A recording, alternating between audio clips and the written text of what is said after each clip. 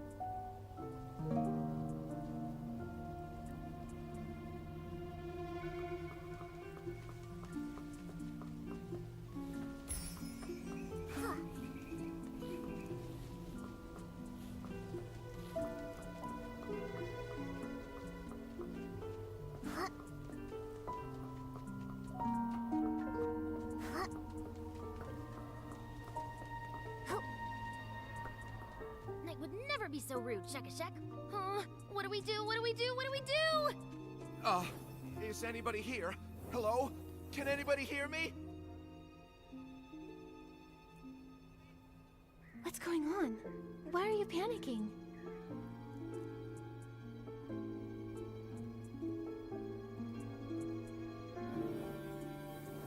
Oh, It's Nikki!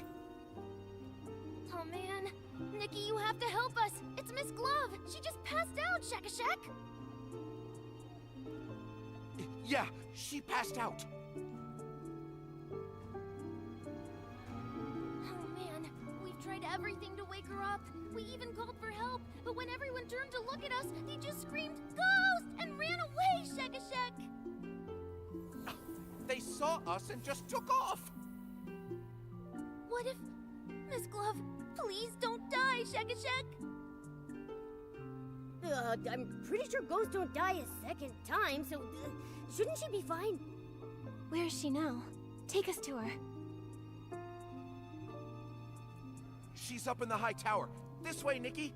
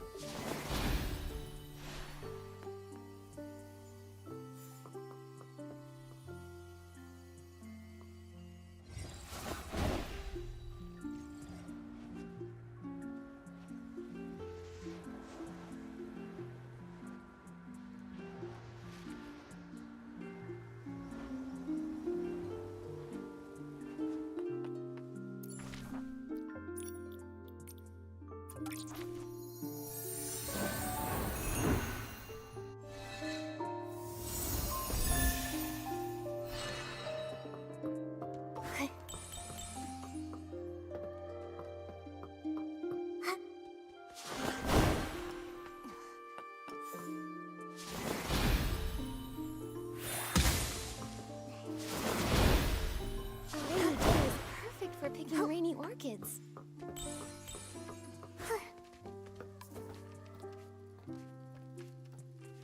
You're here. This is... A spell that seals the dead away, yes. It has the power to shatter a ghost's truest obsessions and wipe them out. Permanently. Why would anyone want to cast that on a ghost? The ruins have seen a lot of visitors recently. Someone must have triggered some nasty old thing the ancients left behind, and she got caught in it. Maybe one of the Super Styling Contest contestants set it off by mistake. Focus, everyone. We need to stop Miss Glove from fading away. You understand ancient Wimmancy much better than I do. Is there any way we can save her?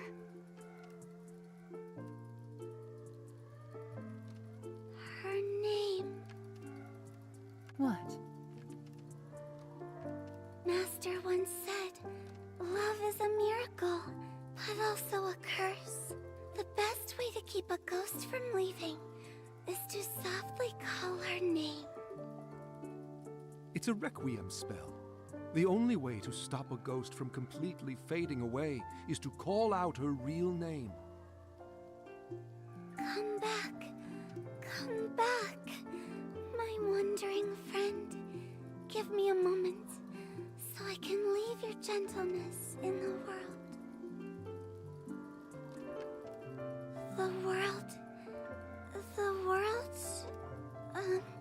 Why'd you stop?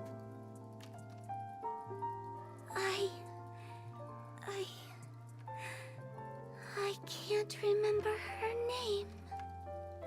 Mr. Strange, quickly, please tell Livy Miss Glove's first name.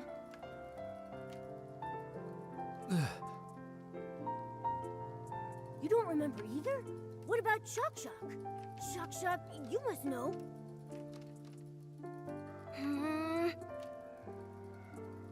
Does nobody remember Miss Glove's name? Hold on. You're telling me not one of you knows? How odd. It seems the memories of her have vanished from my mind. All I can remember is her time as a court musician. Other than that, I can't recall a single thing about her. Even though I can't remember her name or much of her past, my feelings for her haven't changed. She must have been a dear friend to me. How curious. How could someone be so important and yet be completely forgotten by everyone? We don't have a lot of time to figure this out right now. Maybe we could check out her books and photos. They might give us a clue about what's going on. I'm not so sure. When we searched the ruins, we looked through every single book in stone. Nothing has Miss Glove's name on it. The only things we found said musician on them, Shekashek. This is the memory candle holder. Just as Penelope used it to find the truth, it has the ability to reveal people's pasts and the memories of the departed. After I died, Olivia tried to use it to relive our memories together, but it didn't work. Only people with great strength can use the candle holder. Memory is a power that belongs only to the living. We dead souls can no longer call upon it. Nikki, you're strong enough. With the candle holder, you might be able to reveal her true name. I'll try my best.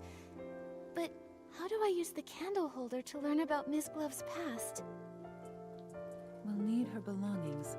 The more sentimental the object, the easier it can reveal the past.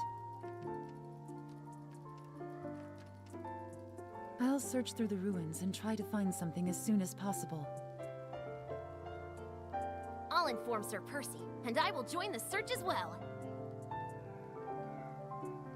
Then I'll stay here and watch her.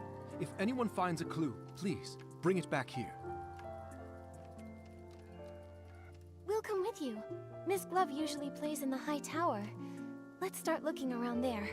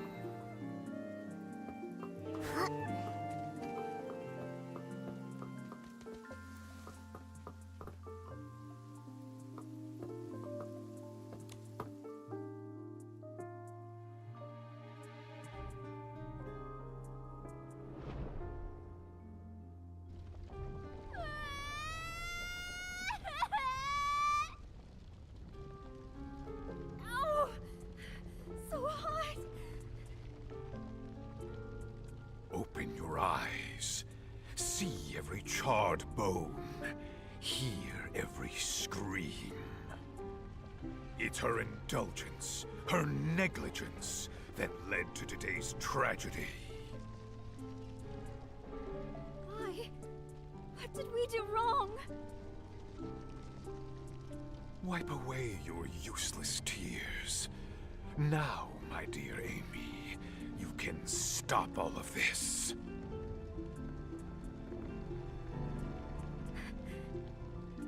Me? The gods gave you a gift.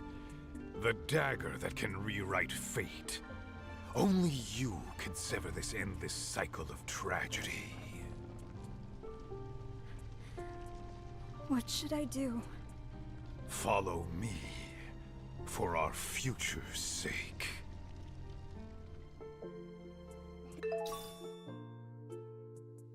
It's so awful. I had no idea that Miss Glove had such a tragic past. I feel like my little furry heart is breaking. Amy. That must be Miss Glove's name. Let's take the sheet music back to Mr. Strange. So, did you find it? Momo and I found a piece of sheet music in the tower.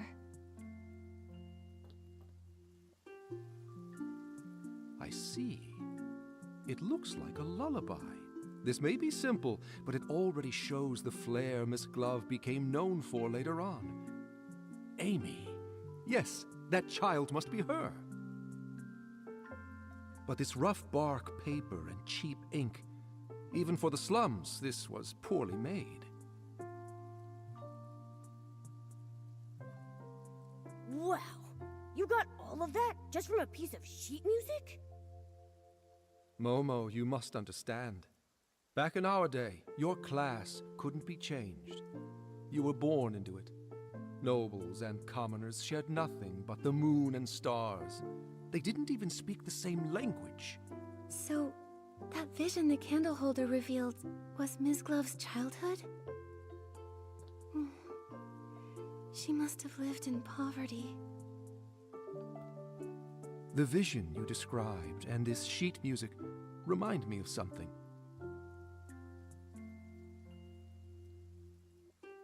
Back when I was in the Undercity, the neighboring Hope House orphanage caught fire. The flames raged for days, lighting up the sky brighter than any noble feast. 72 children and 12 adults died in the fire. One little girl made it out alive. That little girl must have been Miss Glove. Recovering such painful memories. I wonder if it's a blessing or a curse for her. At least we know her name now. Now we can save her. Okay. Come back, my wandering friend. Please, give me this moment to have your tenderness here, among us in the world. Amy.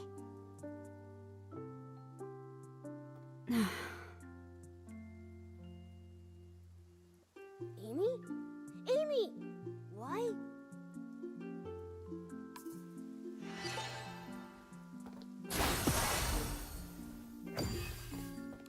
The fading seems to have slowed down. The Requiem spell should have taken effect, but for some reason, it hasn't stopped it completely. Did we cast a spell wrong or something? Maybe our timing was off. Why isn't she back to normal? Perhaps she has more than one name. More than one name? Are you saying... Back when I was scavenging spoiled food with the stray dogs in the Undercity, people called me York the Flea. After I won the Queen's favor, I gave myself a new name to serve at court. Eventually, people forgot about York in favor of Strange. But after I passed away, Percy remembered my old name and carved York on my tombstone. One of the few kind acts he committed in his life, if I'm honest. Mr. Strange? There's no need to be sad. For a ghost, death is just one of countless bad memories. It's not worth mourning. My point is, If someone called me York now, it might take me a second to realize it was me they were talking to. So Amy could have been Ms. Glove's name when she was a child. Once she got older and became a court musician, she must have started going by a different name. Exactly. A different name. That reminds me, you said that, apart from Amy, every adult and child at the orphanage lost their life in the fire. Is that right? If that's true, then who was that old man I saw speaking with Amy in the middle of the flames? It sure is puzzling. Miss Nikki, perhaps you should talk to Percy. Her Majesty had him deal with the aftermath of the fire on her behalf. Even if Miss Glove's memories were erased, I'm certain he would remember all the details of his assignment. He's always been very dedicated to tasks Her Majesty gives him. All right, I'll go visit Sir Percy. Will you come with us, Mr. Strange? You wouldn't want to be there for our reunion, my dear. I think it's best if I stay behind and keep an eye on our unconscious companion. That makes sense. Sometimes you two act like allies, and others, you're like sworn enemies. It's hard to figure you two out. Perhaps we're both. After all, death is the most peculiar peacemaker. I think you ought to pay a visit to Percy, Miss Nikki. Hopefully his memory hasn't faded with time, and he can give you the answers you're looking for.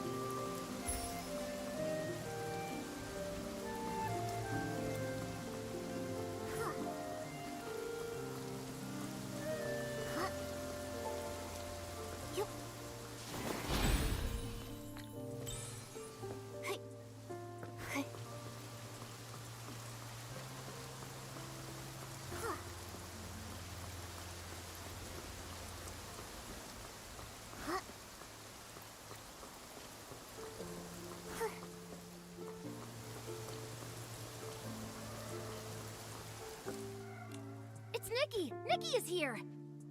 Your Excellency, it's been a while. I heard about what happened to Miss Glove. Is there anything I can do for you?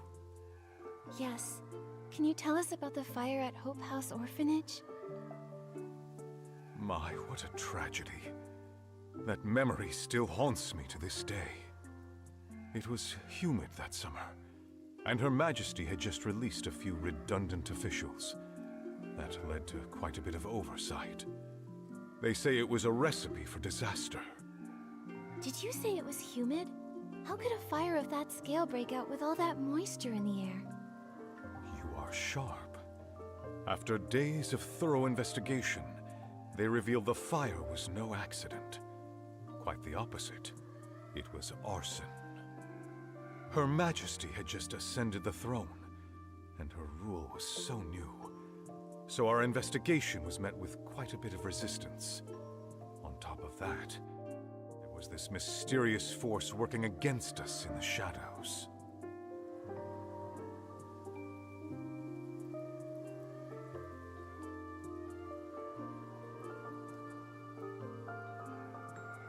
After days of not finding anything, a fight suddenly broke out on the border, pulling me away. The case was left unsolved. I see. It seems like the public always blamed the Queen, which explains why that older... Oh, right! There was an old man talking to Amy. Did he survive the fire too? No. I supervised the burial of all the victims. I know for a fact that the only one to survive that night was Amy. I have to be honest, I have no idea who that man was. Seems like a dead end. Sir Percy, the other ghosts don't remember Miss Glove at all. Do you remember anything? Wait a sec. Since you're a sword, do those strange ancient spells even affect you? Unfortunately, I wasn't spared either.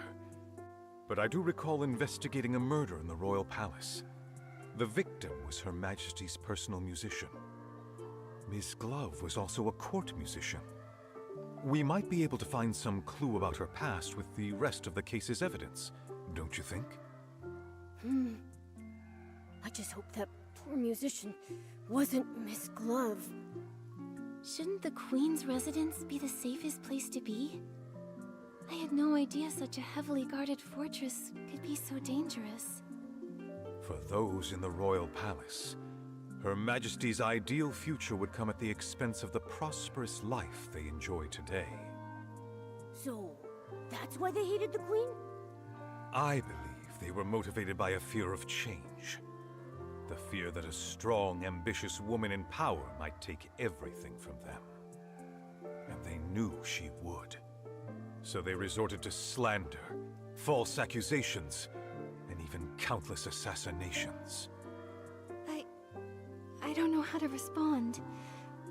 Your era, your ideals, the future you hoped for. I don't understand it. I've been in Wishfield for quite a while. I've weathered some storms, but all that remains in my heart are mostly warm and cherished memories. I walk alongside the people of this land as they work to bridge gaps and live in harmony. I would have to imagine that this is what you'd hoped this land would become. You're right. This is what we wanted Wishfield to become. If only Her Majesty could see the good that has come out of her beautiful kingdom. Ah, I just remembered! The evidence from the investigation into the murdered musician is kept in the front yard. Nikki, I'll take you there. My apologies. I was searching my memories again. I won't take up more of your time, Your Excellency. All the evidence related to the case is here, Shakashak. Shak, did you interrupt Sir Percy's memories on purpose? You caught me. Actually, after Her Majesty passed away, Sir Percy was exiled to guard the palace. He ended up being the only one to actually live out his days without them being cut short. Watching his companions die one by one, he spent decades reliving those painful memories, trapped in unending solitude. Sir Percy is far more regretful of his past than the other lords. I didn't mean to make him sad, and I really didn't mean to interrupt you. I'm sorry, Shakashak. I don't blame you, Shak. Sir Percy was able to gradually move past the shadows, thanks to your thoughtfulness. You deserve a lot of credit. Huh? That's awfully kind of you, Nikki. I think I'm blushing, Shakashak. All right, pull your jets. Nikki and I are going to get those belongings.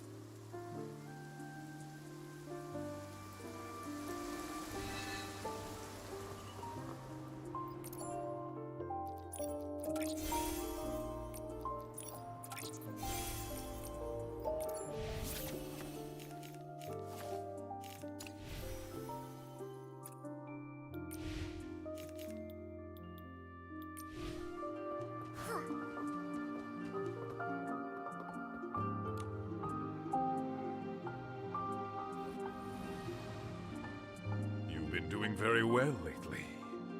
Keep watching her closely. Learn what she likes and dislikes, and stay as near to her as you can. Yes, my lord. I heard you've been getting along with one of her favorite musicians. Is that right? My lord, Cleo. Cleo has nothing to do with it. I beg you, my lord. Please don't drag her into this. Enough! Dwelling upon these meaningless attachments will only distract you from achieving your goals. Or have you already forgotten the 84 lives that were reduced to ashes in that fire? I beg your forgiveness, my lord. Remember your mission, dear child. Your fate and the fate of this kingdom depend on you. Do not let fleeting compassion lead you to betray those still suffering in the abyss. Yes, my lord. Your instrument is tuned. Cleo, Duke Price? What are you doing here? What are you doing to Floya? Oh, she really seems to trust you. It's too bad that trust ends here. What do you mean? Are you working together? My child, fate is teaching you a valuable lesson. Only the dead keep secrets. No, what are you... Save me! Floya! no. It sounds like Cleo was probably the victim. That means Ms. Glove must be Floya. But then, there's the murderer, Price. How are they connected? What's happening?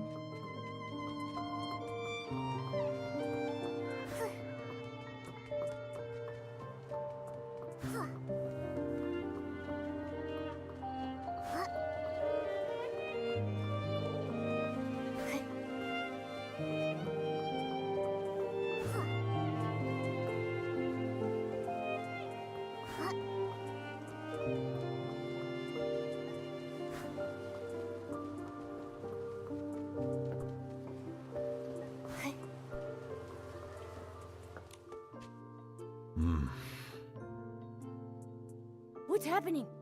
Sir Percy's been frozen like this for a while. Is it really that hard to comprehend? Sir Percy. I'm sorry. Duke Price was Her Majesty's fiercest political rival during her reign. He was a leading figure among the opposition nobles. Her Majesty wanted equality and happiness for everyone, even commoners. Naturally, the conservative nobles saw that as a threat. And my mother came from that family. I wasn't sure how to talk about it. I see. No, it can't be. It sounds to me that your loyalty to the Crown over family is all the more admirable, Sir Percy. I couldn't choose the family I was born into, and neither could my mother. But I could choose where I belong. Wait, we're missing something very important. If Floya is Ms. Glove, and Price is the Queen's political rival, why would two people from opposing sides meet in secret? So secretly that they felt like they had to eliminate Cleo immediately, just because she stumbled upon them? Exactly! This sounds pretty shady, if you ask me.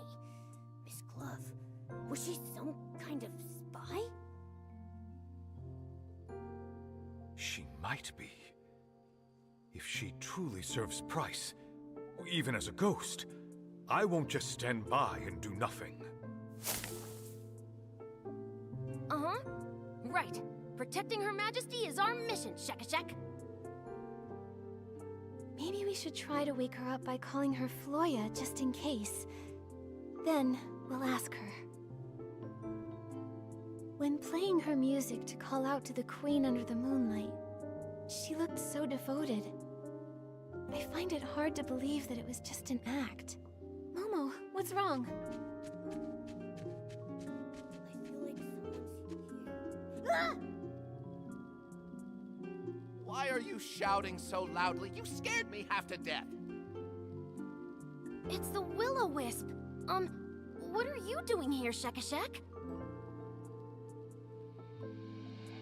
Oh, I'm just a side character. I can't help you leads all that much. I just thought I'd be on the lookout to make sure no outsiders come near the ruins. I wouldn't want your work to be interrupted and have folks be affected by those strange spells. So you're tough in words, but soft at heart. I gotta say, your ghostly look is kinda cute. Finally. It looks like you have found another name for her. We should wake her up quickly now. I just ran into Her Majesty's doll. She seemed really worried.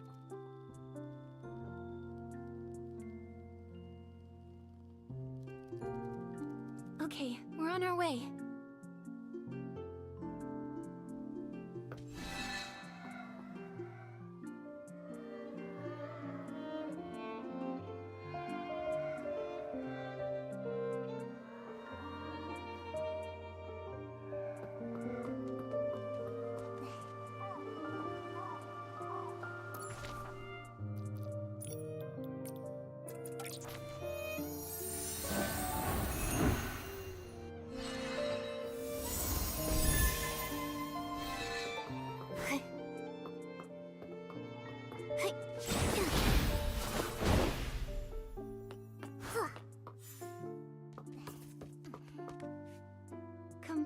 Come back, my wandering friend. Please, give me this moment to have your tenderness here, among us in the world. Floya! Look, she's awake.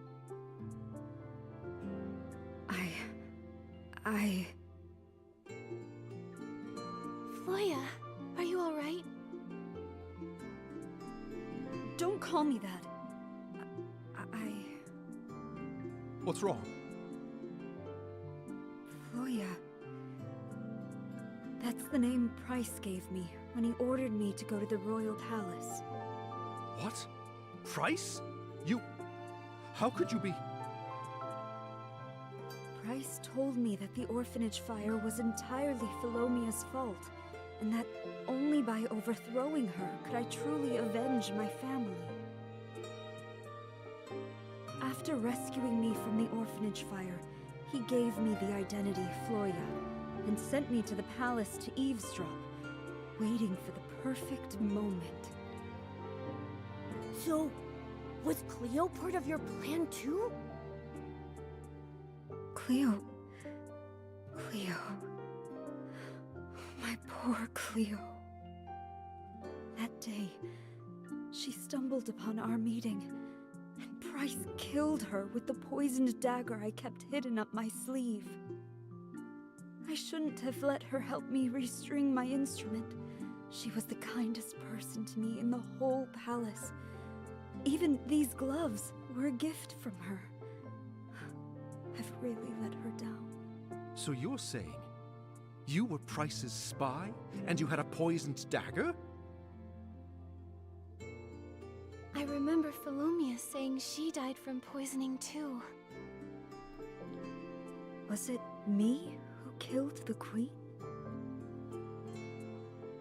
I'd already caused the death of my best friend, and now... No! I was only fulfilling my mission to avenge my family for their fiery deaths. I should hate her. I should... But why does it hurt so much? Nonsense! Her Majesty was exiled to these wild lands as a child and witnessed the sufferings of countless commoners. She spent her whole life fighting for everyone else's happiness, taking countless insults, and ultimately paying with her life.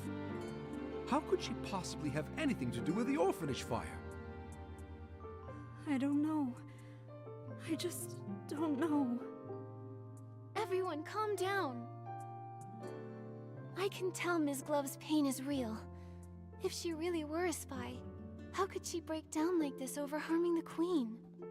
Memories may fade, but the light left in your heart will never go out. We all remember the peace and comfort she brought us, don't we? Go to the palace underground. I saw a poisoned dagger there once. You're still fading, so you may still have other names.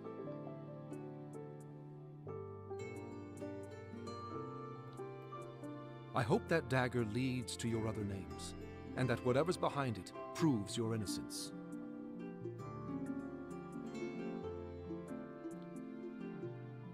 But what if it proves I'm guilty?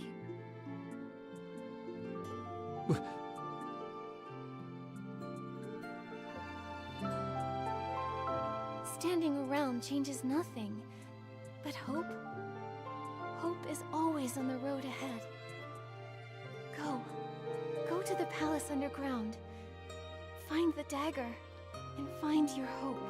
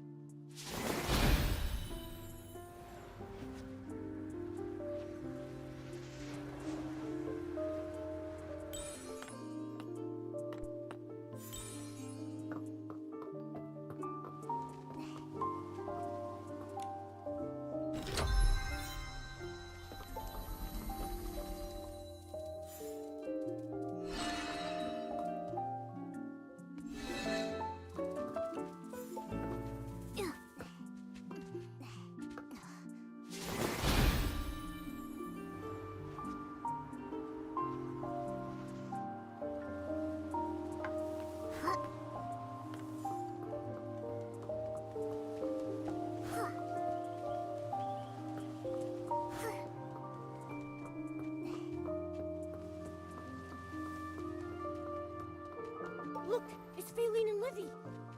Traitors don't deserve to see tomorrow. You're a traitor. You betrayed Her Majesty's trust. Faylene, Livy, how did you know? You overheard our conversation, didn't you? You must be those eavesdroppers Momo sensed while we were at Sir Percy's place. Oh, we didn't mean to eavesdrop, we promise. You're just so kind, Nikki. We're all grateful to you. But her... she's the one who killed Her Majesty. I'll never let you find your name and go unpunished. As the culprit, you must pay. Calm down. Nothing has been confirmed yet. We need to find the dagger and recover her lost memories if you want to get to the bottom of this. The first time I met Ms. Glove, she was performing for the Queen. Her playing, her singing, everything about her was all for the Queen. Their bond must be deeper than death itself. That's why they can reunite here as ghosts, hundreds of years after they passed away. How could someone like that kill the Queen? We can't take that risk anymore. If Her Majesty had lived another 5 or 10 years, then she would have seen that her dream for this land had come true at last. But Price's assassin had to ruin everything with a single drop of that deadly poison. Faylene would never let her near Her Majesty after something so heinous. Never in 1,000 years. I trust her. Her Majesty. After my passing, Olivia had entrusted you with keeping one of the palace's 3 tokens safe. It truly illustrates her faith in you. I trust Nikki. I trust my instincts, and I trust Olivia. That means you must be a trustworthy ally. Or at least you once were. But... Thank you, my Faline. And my Livy. Thank you for caring for me so deeply. This kindness is enough to heal my wounds. Since it appears that you both believe it to be so, we promise to comply. The dagger lies in the deepest part of the cavern. Please see to it that the truth is uncovered. I will. Thank you for still believing in me, Your Majesty. Until the truth comes to light, you're still my subject. Upholding the dignity of my people is what a ruler should do. You may leave now.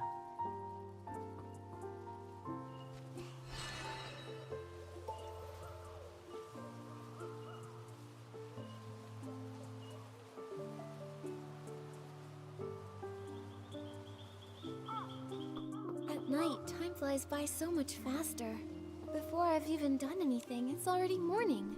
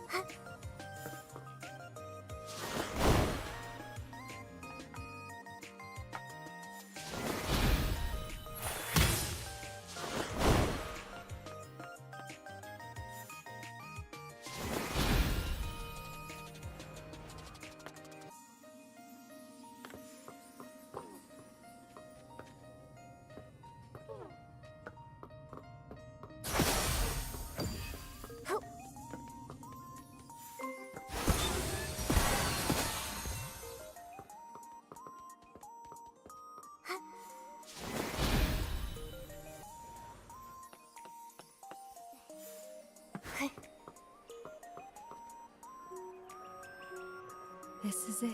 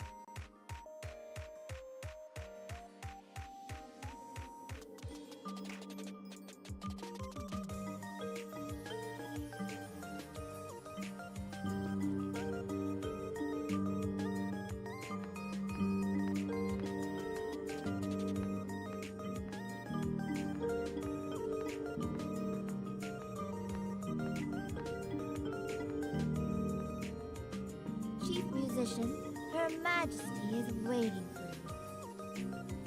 May your music finally grant her peace. This is the only other thing we can do for her. Chief? The music. Am I back in Ms. Glove's past? Hello.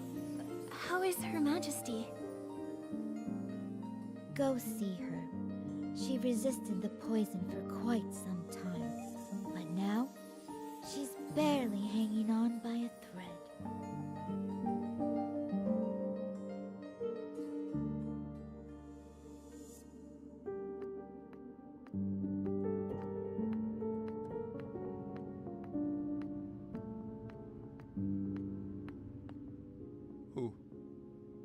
Who could have done such a thing? Where were the knights during all of this? Darn it! I was so close. So close! That voice, it sounds like Strange. Mr. Strange! Even if Her Majesty... Even if I'm the only one left, I will carry on. He's consumed by grief and rage. He can no longer hear us.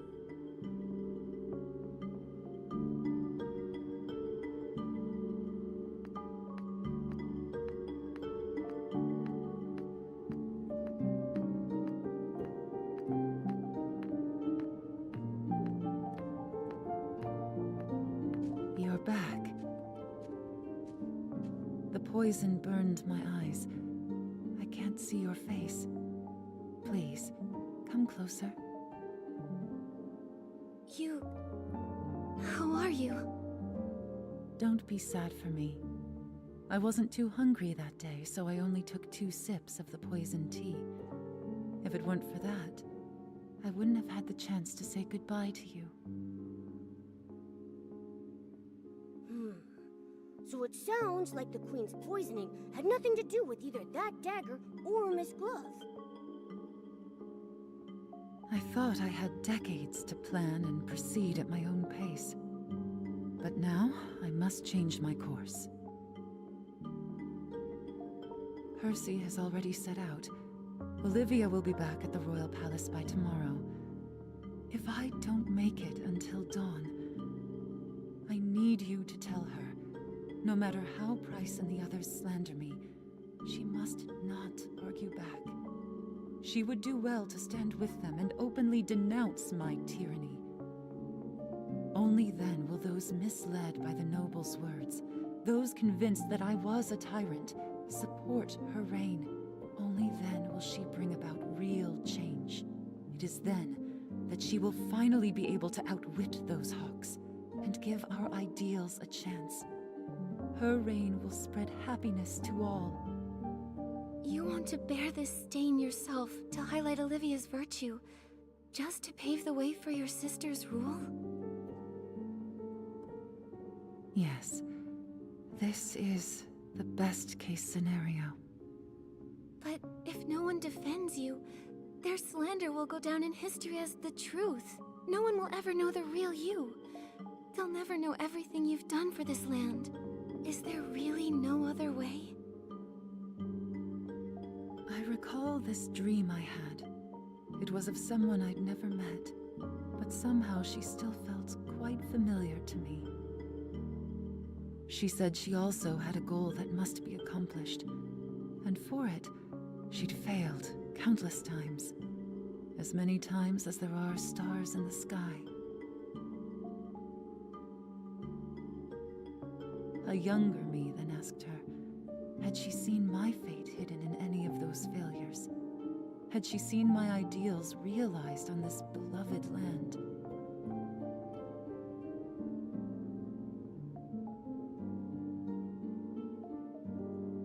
She said nothing, but I found the answer in her eyes. Regardless of success or failure, I'd taken a step forward with courage.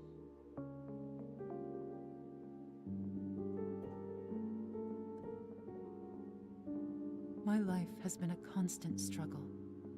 Only death is unconquerable.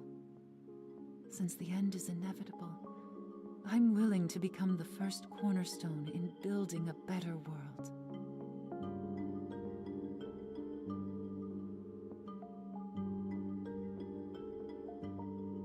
That person you saw in your dream, that sounds like...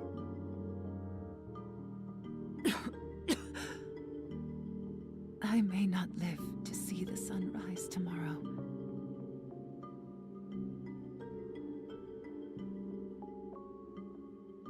Do you remember it? I return it to you.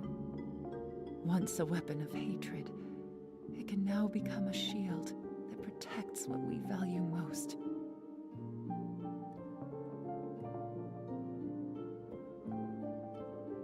My ideals, my kingdom, my Olivia. I leave them in your hands. I will, Philomia, for the ideals we share. I knew you could. The day you gave me this dagger, I knew you could do it.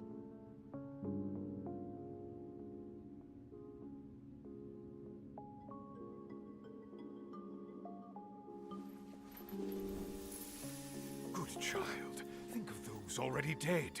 Only her death can end your pain. He's lying. I looked into that fire. The truth is not what it seems. Amy, it hurts! How much will you sacrifice? From the first day you stepped into the royal palace, I knew who you were.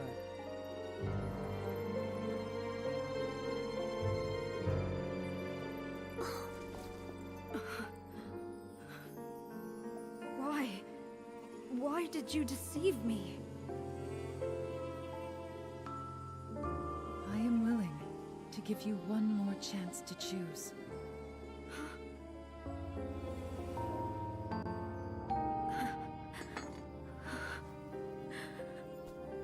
Pierce my heart. Bury the life eaten away by hatred.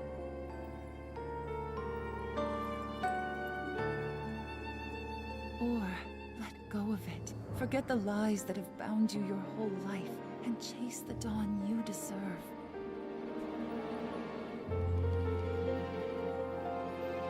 The world you envision, will it truly come to be? No children cowering in flames. No souls enslaved to hatred. No hunger. No tears. Equal genders. Equal status. A world where everyone can understand one another, and even commoners are free to sing. I want to see that world with my own eyes. I understand why Price chose you.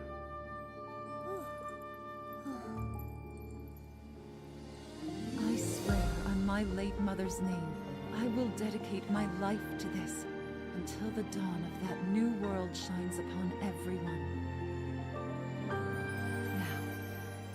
Come to me. Rosanice.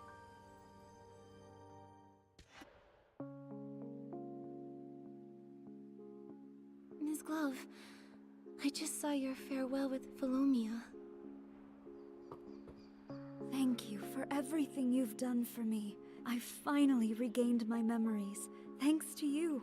That is a kindness I won't soon forget. This time, let me tell the story. In our time, wealth, knowledge, and even art were controlled by the nobles. Their power was so far-reaching and entrenched that even the king had to show them deference. No wonder I felt something was wrong when speaking with Sir Percy. Poisoning the monarch, planting spies? I just couldn't believe a noble could possibly commit such horrible crimes. They only supported Her Majesty's ascension because she'd been raised in exile, far from the capital. Her parents died, and she was easily manipulated. But they didn't anticipate that their royal puppet would turn out to be far more rebellious than they imagined.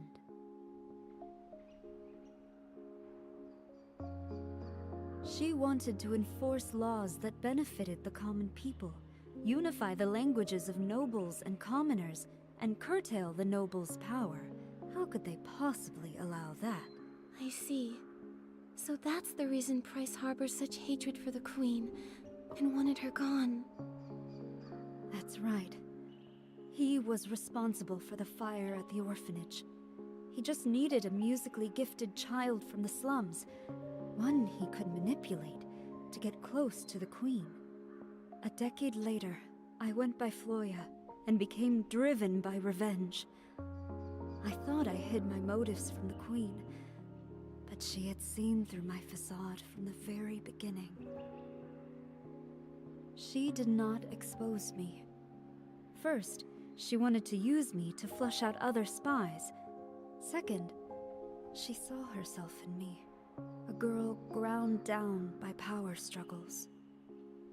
On the night of the assassination, she told me the truth, and even gave me a chance. She wanted me to leave the royal palace and run far away to pursue a life that was truly my own. But in the end, you chose to stay behind. That's what I saw in my visions. Because I wanted to see the world she envisioned. One with no hunger, no tears, everyone speaking the same language, and even commoners being free to sing. I chose her ideals. She trusted me fully and gave me the name Rosanice, meaning a rosy dawn and promising future. In return, I gave her my dagger to prove my loyalty. Everything was going smoothly. I watched as our ideals took root in the shadows. Until one day, Her Majesty was poisoned. Yikes. What a rough ending. At least it proves you're not to blame for the Queen's death. If only I'd seen through Price's lies sooner, or if someone had caught the attendant serving the poisoned tea in time. Would things have turned out differently then? Her Majesty could have implemented her grand plan steadily, without bearing a stain on her name, yet she did all this to ensure Princess Olivia ascended the throne. She held on until the eve of Princess Olivia's coming of age, when she would assume the throne. She entrusted her final wishes to me. Since then, I've been supporting Olivia in secret, but it's a pity. What's a pity? Follow me.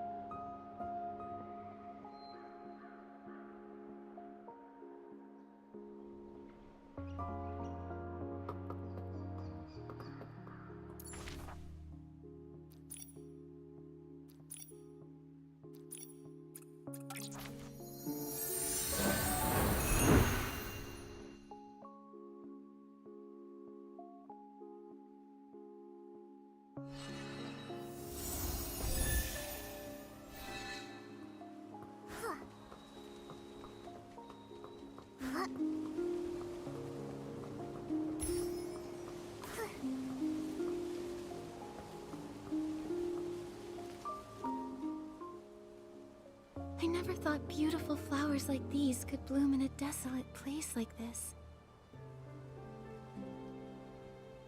This is to be my resting place. 5 years after Her Majesty's tragic passing, Price discovered I had been disloyal. He robbed me of my voice with poison, severed my hands, and erased every trace of my existence. With that, he had wiped out Rosanice completely. He cursed me with the most dreadful womency, dooming me to be forgotten by everyone I cherished in life. It was as if I had never existed at all. Back then, Olivia's reign was still brand new. All she could do was order a musician's apprentice to secretly carry my hands out of the palace and bury them with my body in this place. That's why I was able to return to this world in this form. If you'd chosen to leave back then, you probably could have survived. I don't regret my decision at all. I would rather die for hope than have to live a life of toil and ignorance under the nobles' oppression. But didn't you ever think it might fail? What if it did? Wouldn't all the sacrifices be for nothing? Of course I did. But even without Her Majesty, there was the princess. Without the princess, there were Strange, Percy, myself, and countless others. We were willing to sacrifice everything for hope. Reform is never easy, but there will always be unyielding souls to raise the banner of hope again and again until the dawn of a new world comes. Yes.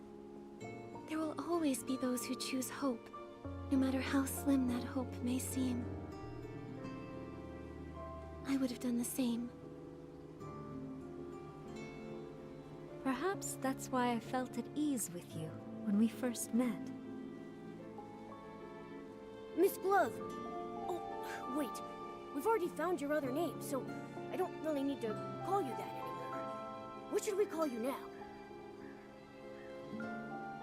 Well, I was Amy, Floya, and Rosanice. Without those thorns and roses, I'm not sure I would be who I am today. That's true, but we should choose a name you can use every day.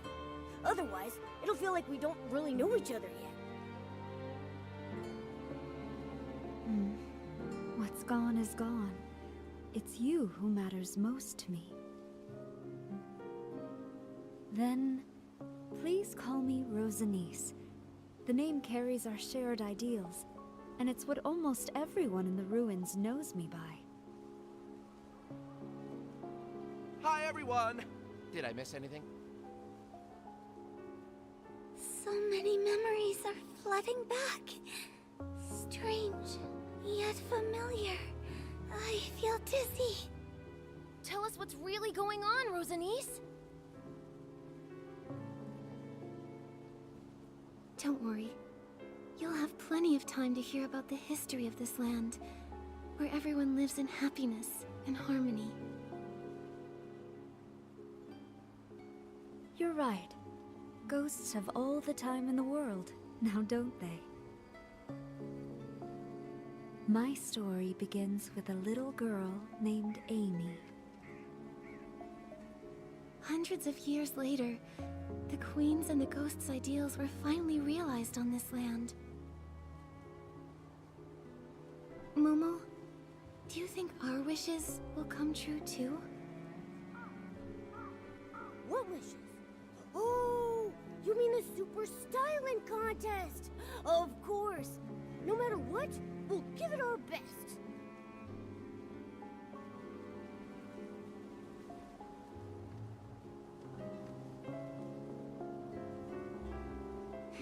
You're right. Let's make some miracles happen.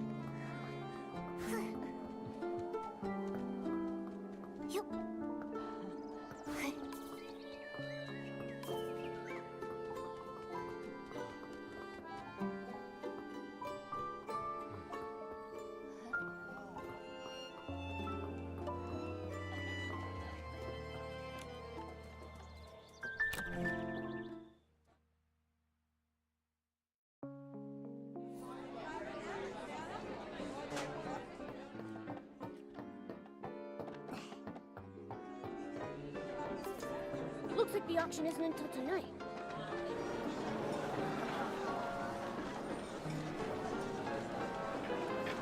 Welcome, honored guests. Each item we present to you today comes from our expedition team's adventures in Itzaland, a mysterious region located on the border of the Terra Alliance. You may not be familiar with Itzaland. This is more than understandable. The region is considered incredibly isolated and desolate, even for a wasteland like the Terra Alliance. After the Veilfall, the land became uninhabitable. Its civilization decayed as a thick miasma shrouded the landscape. 3 years ago, the miasma finally dissipated, and the ruins of this Titan civilization could finally be explored by great adventurers. Not long after, those pioneers made a discovery. This ancient Titan kingdom, lost since the Veilfall. It may be the Wasteland's legendary Golden City.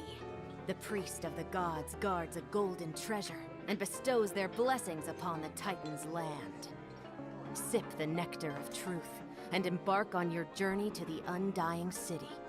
The eternal miracle. The eternal king. Pioneering adventurers found these inscriptions within the ruins. Though research into the Titan civilization is still fairly new, its historical value is undeniable. Exactly! The artifacts you bid on today could be your priceless family heirlooms tomorrow! Artifacts from before the Veilfall, only recently unearthed by archaeologists. They must be incredibly valuable. Shall we start the bidding? May I present the first item up for auction? This well-preserved clay pot. You'll notice the stunning paintings that depict a sacred Titan ritual. Without further ado, behold!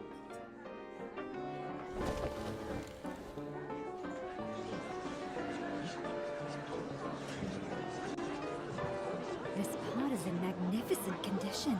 Artifacts from before the Veilfall are rarely this intact. Those paintings must have been done using ancient techniques. They're so unique. Wait. This painting shows... Nikki, look at the corner of the pot! Call me crazy, but do those two look familiar to you? A pink-haired girl and an upright white cat. Didn't these two just recently save Wishfield? Doesn't that look like Miss Nikki and Momo? Really? But this is an artifact over 1,000 years old. That's impossible. What if it's a forgery? No, hold on, just a minute. The treasure we excavated is genuine. Those two figures. We hadn't noticed them before. Excuse me, let me take a closer look. Trying to pass off a new painting as an ancient artifact? What a scam.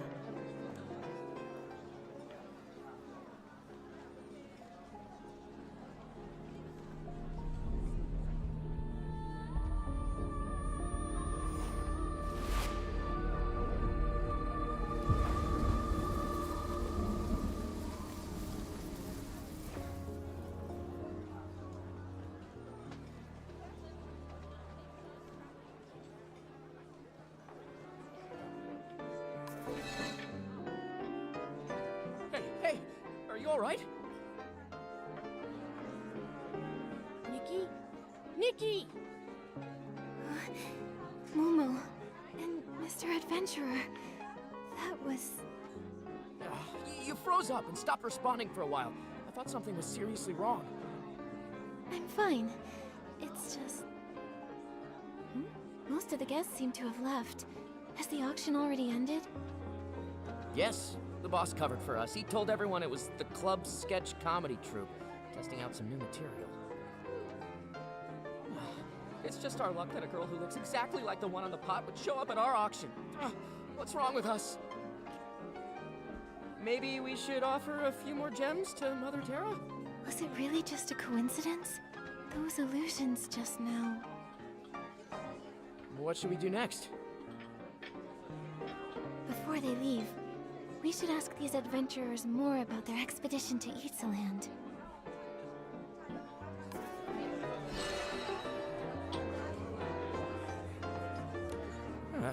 maybe we should offer a few more gems to Mother Terra.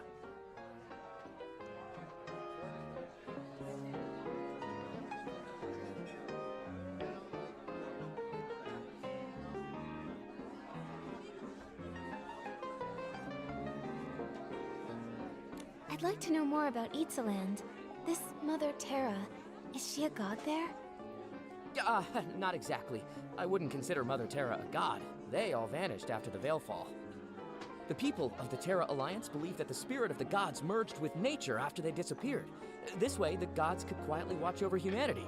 They call this force of nature Mother Terra. The people of Itzaland probably had a ton of their own gods before the Veilfall. I mean, I think they did. Right? You think they did? Any records of Itzaland's gods have been lost to time. Wait, you grew up in Wishfield, right? You probably don't know. Many haven't kept the worship of their gods as faithfully as Wishfield has for the Wishing One. In some areas, the local deities are long forgotten. That said, I think some native tribes in Itzaland still believe in them. They say the god was actually the Titan King, but his powers were never passed down. There aren't any written records about local gods being left behind, so we don't know if their legends are true.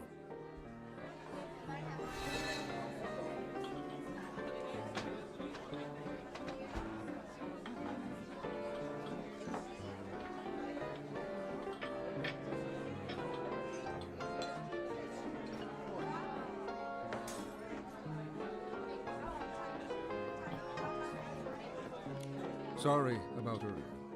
That must have been unsettling for you. We personally excavated that clay pot from the ruins. Both stratigraphic analysis and typological comparison confirm that it belonged to the Titan civilization there. No question. In any case, the pot's at least 1,000 years old. Those figures in the painting, they couldn't have any connection to you. As odd as it is, it's probably just a coincidence. Can you tell me more about Itzaland? Itzaland. I've done some digging into the region's history. Before the Veilfall, it was home to a flourishing ecosystem. In addition to the Titans, it appears dragons also inhabited the space. Evidence suggests that dragons even developed their own language and culture. Then came the Veilfall. It was so sudden and wiped both civilizations off the map. Only a few primitive tribes remain in the region to this day. They have no writing system, typically relying on creating simple drawings for their records. That's why nearly all historical records of Itzaland have vanished. What adventurers and archaeologists piece together now comes entirely from murals and inscriptions found among the ruins. On the other hand, archaeologists and adventurers dream of this sort of opportunity. A lost civilization just waiting to be rediscovered. Even thinking about it gets my blood pumping.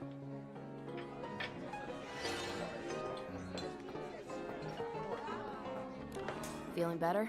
You seemed a little frazzled. I bet Miguel would start spouting all that Mother Terra's cursed us nonsense. Can you tell me more about Itzaland? What, you're curious about the curse too? Please, it's just a bunch of rumors. Back when the region was pretty underdeveloped and covered in miasma, adventurers got injured, fell ill, or even died quite a lot. After a while, people just started saying it was cursed. A few centuries ago, a counselor from the Terra Alliance died there too. That's when the story really blew up. Nowadays, people say the Titan Kingdom is blessed by the gods, the Golden City. People flock there looking for riches, and some of them tell scary stories to scare off the competition. But the locals in Itzaland are very peaceful people. There's some lively shroomlings and the demi-dragons. They can be pretty intimidating. We don't talk to them all too often. Even so, we can tell their land isn't cursed. Guess we'll have to wait for the Sichia route to open again. Pretty much. There are professional artifact appraisers at the Sichia auction house. Maybe they can date our artifacts more accurately, just so we avoid today's fiasco in the future. Ugh, all that effort for nothing. Let's just go. We gotta stop calling ourselves the unlucky archaeology team. Maybe then we'll be taken seriously. I didn't say anything! Nikki, what are we doing next? Momo, listen to me.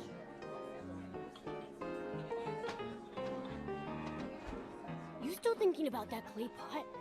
Wait a sec. You don't think that painting was really of us, right? I'm not sure. We've never even been to Itzaland. Not now, and certainly not 1,000 years ago. But the resemblance was uncanny. It couldn't be a coincidence, could it? Maybe we really are connected to Itzaland. The more I think about it, the weirder it sounds. Forgotten gods, legendary miracles. Maybe this has something to do with the miracle outfit. Let's go talk to Dada. Maybe she knows something. That's funny. Dada just messaged me. She wants to chat with us at the Stylists Guild.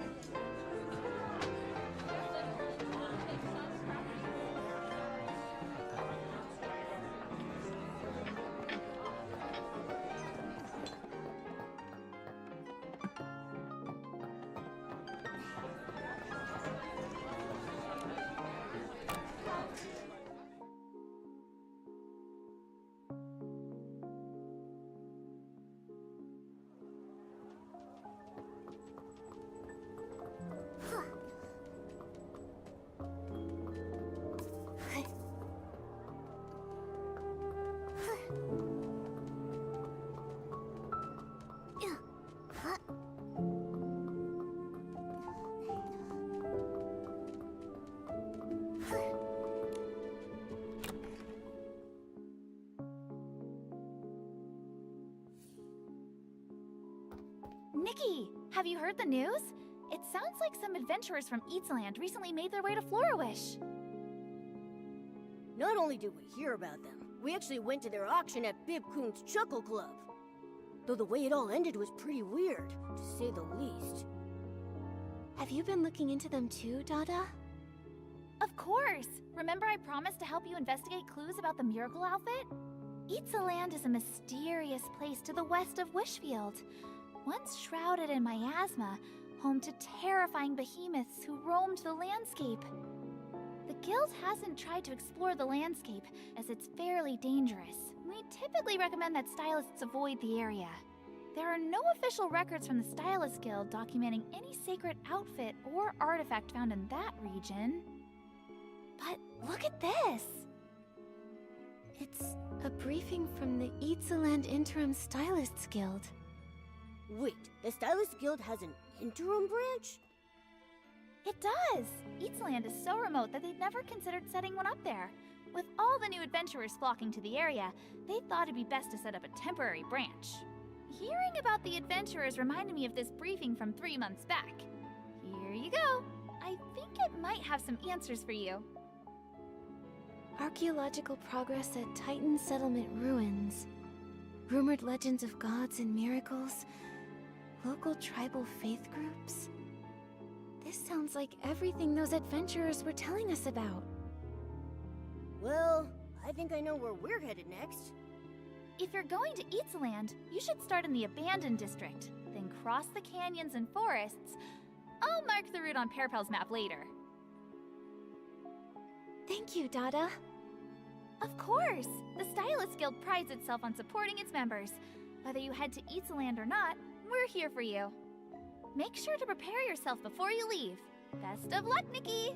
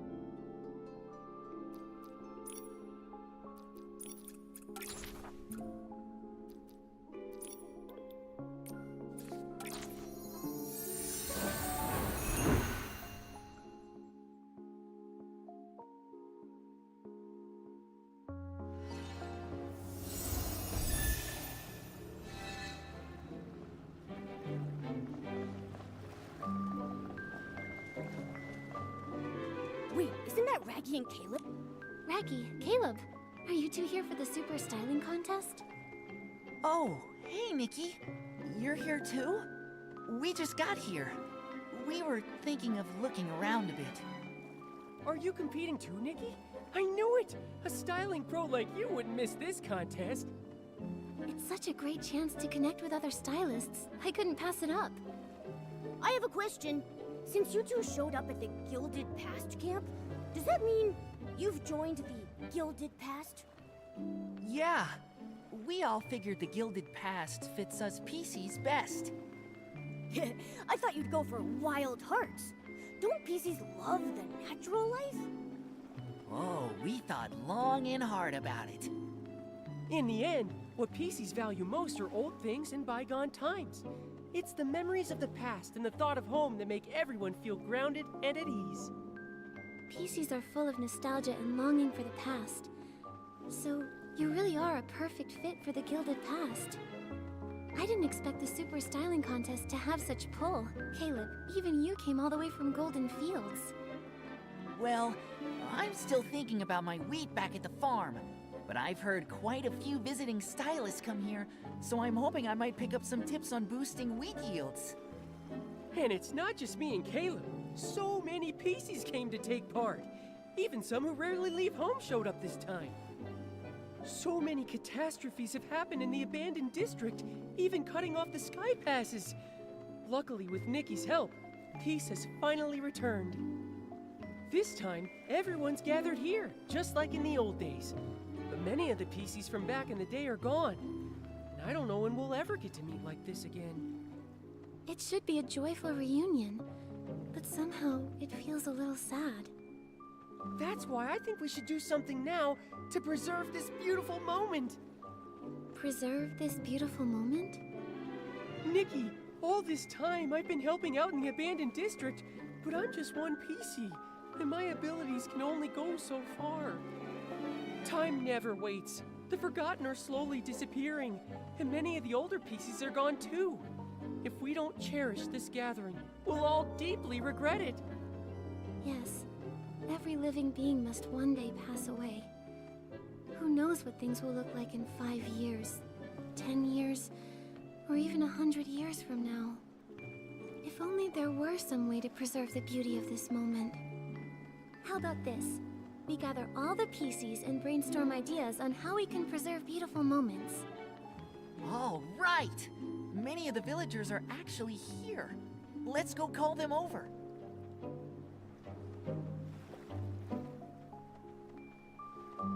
Preserving beautiful moments. It's true. Chances to gather like this are so rare. Especially now that everyone from Serenity Island has regained their memories, we feel even more strongly about treasuring moments with friends. Yeah, my boss always said happy times are short, so we must treasure them while they last. But how exactly do we preserve beautiful moments? Maybe we could paint a group portrait?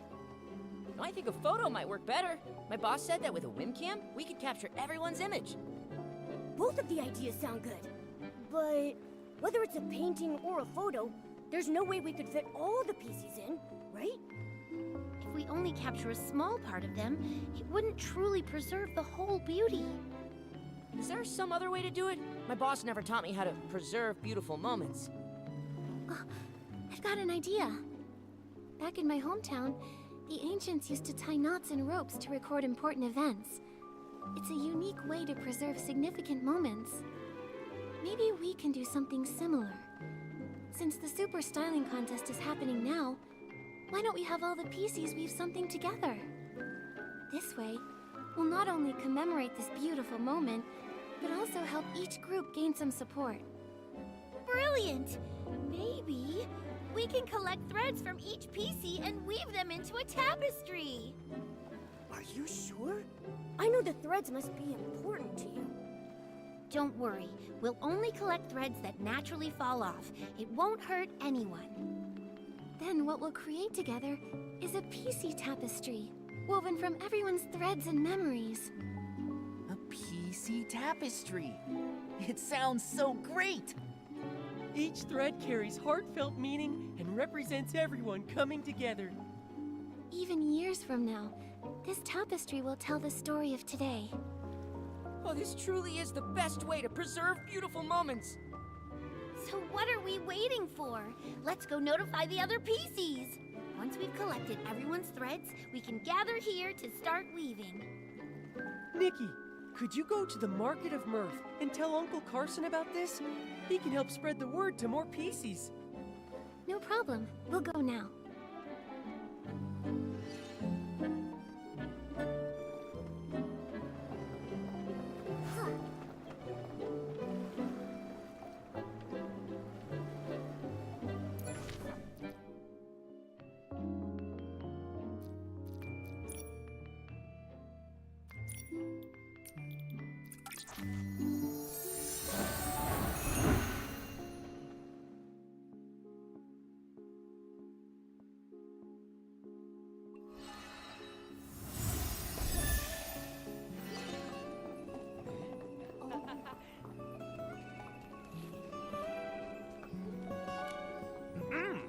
So, today's story... Huh! Uncle Carson, are you telling a new story? Ah, Nikki and Momo, are you here to hear a story too?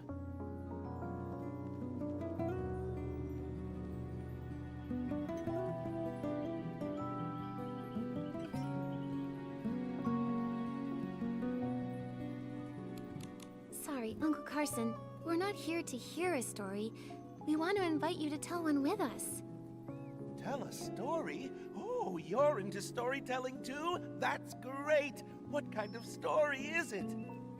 Uncle Carson, lots of PCs from all over have gathered. They're eager to use the naturally shedding threads from their bodies to weave a PC tapestry that can preserve beautiful moments. I feel like weaving this tapestry is a way of telling each PC's own story. Both are ways of preserving beautiful things. Hearing your story reminds me of an old tale, a colorful one. A colorful story? I haven't heard that one. This colorful story involves us, and it involves you too. Involves us? I want to hear it. A long, long time ago, there was a small golden mountain village. One day, petals rained down from the sky, turning the entire village pink. Nikki, do you remember who brought the petal rain?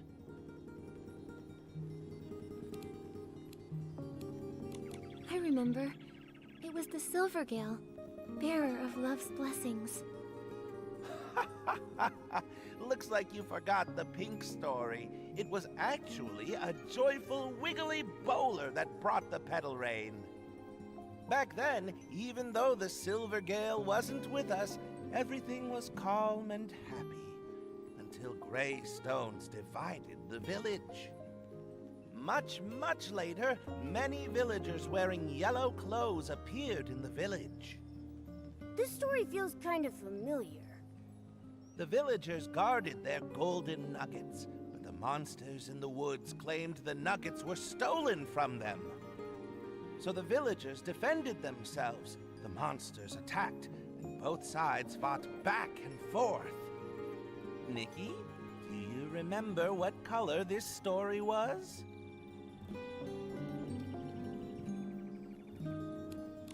I remember. It's the blue story. That's right, the blue story. Looks like you really do pay attention to stories. The battle between the two sides brought black and purple poisonous fog. And within that haze, the villagers felt as if their colorful past had vanished. Green trees, blue skies, white and brown animals. Those vibrant memories drifted further and further from the villagers. Their yellow clothes grew worn and eventually turned into gray dust. As time passed, even the most colorful memories would fade. The villagers feared forgetting, feared losing those colorful memories, and feared that the colorful world might forget them too. But one villager kept encouraging everyone. He said that as long as colorful stories still existed in the world, those vivid memories would never leave them. That storytelling villager sounds pretty familiar. Guess who this storytelling villager is? Could it be Momo? How could it be me? He's obviously talking about himself, Nikki. If Momo could tell better stories too, that would be even better. Stories are another way to preserve beautiful moments.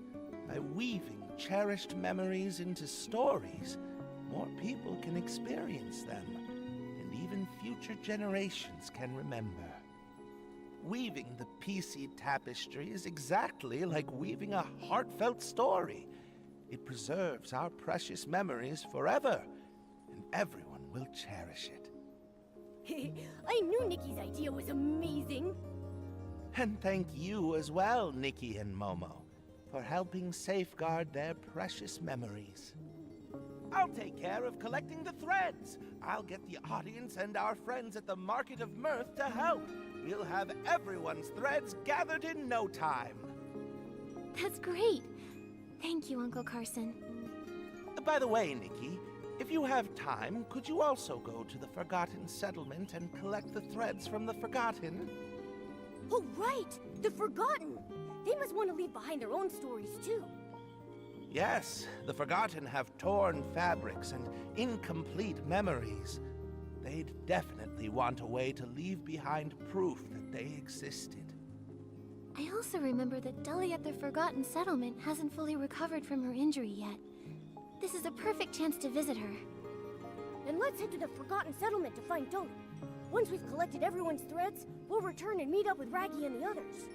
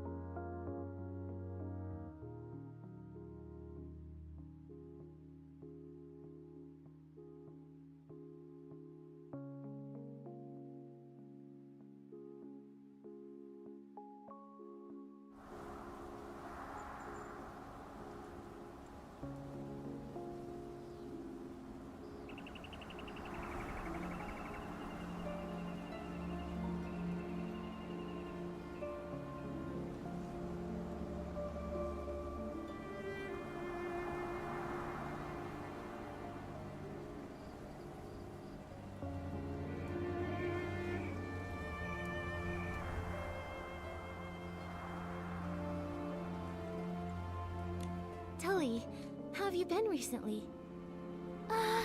Miss Human and... It's Nikki and Momo. Dully, don't you remember them? They helped us when we were injured. I remember. Thank you for your help. That was a long time ago. No need to thank us. Oh, how are your injuries now? Much better. My brother and I will be fine. Dully and I have recovered well. Please, don't worry about us. That's great. Dully, Dullin, actually, we have something to ask you today. I also want to preserve beautiful moments. Yes, the Forgotten are always afraid of suddenly disappearing, afraid of being forgotten. If we can leave traces that we existed, we would be so happy. I'm always afraid. What if one day I disappear or my brother disappears? Maybe one day no one will remember us. But if we can hold on to this moment, we can always remember each other, and everyone will remember us. Hearing this is making me a little emotional. Come on, this is something happy. Thank you for coming to us. And also, we may still be able to find threads from things left behind by friends who have been disappeared. That's wonderful. We can bring their threads too. But, I forgot where they were. I think they were with the hanging paintings. It's okay, Dully. We can help look for them. Once we have the threads, we'll come back to you. Oh, thank you so much. We'll collect some nearby threads while we wait for you. Nikki, Dully said the items we're looking for should be with the hanging paintings. Let's go take a look.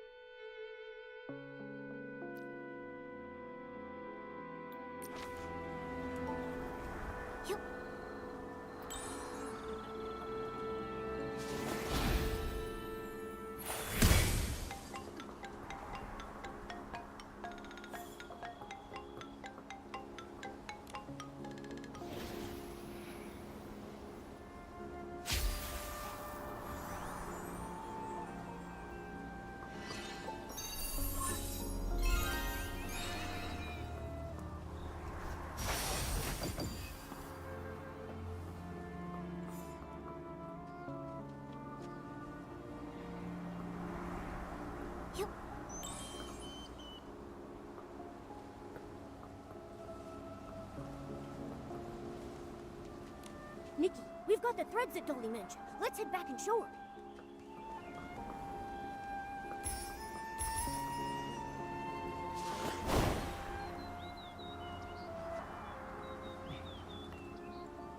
Huh? Nikki, isn't that Sheldon? What's a PC? Don't you bully Dully!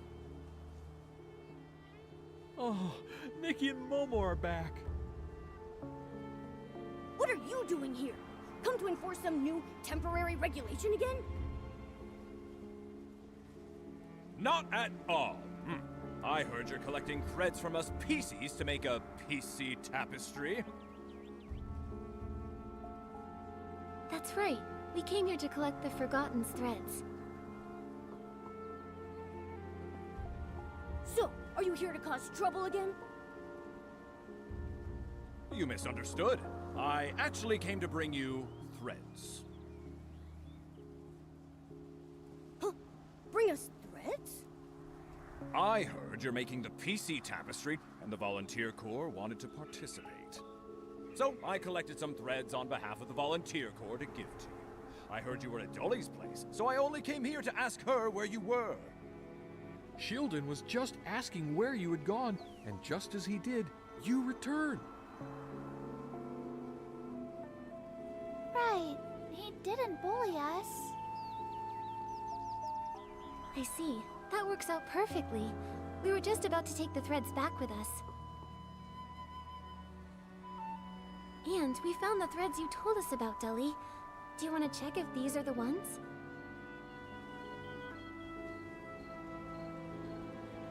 Yes, these are them. You've collected so many. Thank you so much. Shieldon, since when did you become so reasonable? Truthfully, we got off on the wrong foot. The wrong foot? What? How can you call it a misunderstanding after treating Raggy like that? I was trying to protect everyone. Back then, things were so tense with the Feywish sprites invading. I was anxious and angry, and felt I had to enforce strict rules with no room for interpretation. But later, after you helped uncover the truth about the Orium vase, and the crisis was resolved, I realized that my stubbornness might have actually pushed everyone away. We understand that you wanted to protect everyone, but your words really hurt Raggy. You and he had the same intentions, keeping everyone safe.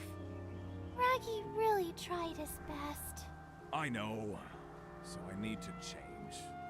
At least lead by example and encourage everyone to help each other and live in harmony. So then, now that the misunderstanding with the Feywish sprites is all sorted, you don't need to be so on edge, right? No, actually the PCs still have a strong dislike for the Feywish sprites. Huh? Why is that? Long-standing tensions aren't resolved overnight. Even though the truth is clear, the hatred, fear, and prejudices take time to fade. But this is a good start, even if I can't bring myself to like the Feywish sprites yet. Now that the misunderstanding is cleared up, maybe in the future... Anyway, thank you for helping the PCs. For us PCs, you are important friends. And the Volunteer Corps also treasures this opportunity to weave memories together with you. No PC should be left out of this gathering. Neither the Volunteer Corps nor the Forgotten. Let's take the threads and head back to meet Raggy and the others.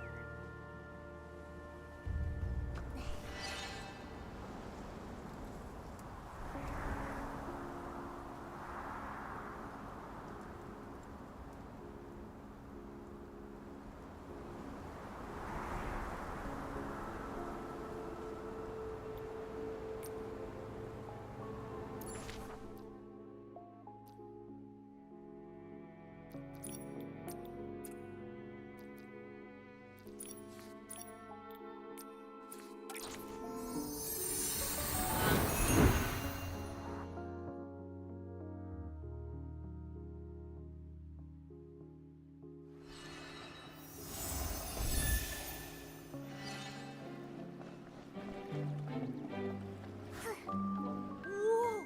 So many PCs came! Nikki, Momo, you're back!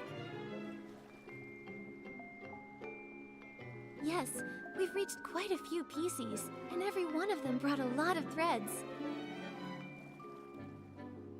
It's been so many years since we had such a big gathering. It's so lively. Yes, because only when everyone comes together can we weave the most beautiful moment. The time we spent together may pass quickly, but we don't want this moment to be forgotten. Even if one day we disappear, it will stay here as proof of our existence. The memories of this gathering won't fade, and we're no longer afraid of being forgotten. We definitely won't be forgotten. As long as we're together, these memories will last forever. Well, speaking of which, we wouldn't be able to get all together today without Nikki and Momo's help. Nikki, Momo, please join us in weaving the PC tapestry. Of course! Nikki and Momo are very important friends to the PCs, and this idea came from Nikki in the first place. Exactly! With Nikki and Momo here, the beautiful moment is complete! No problem. I'll do my best to help. Amazing! This is gonna be the most beautiful tapestry in the world!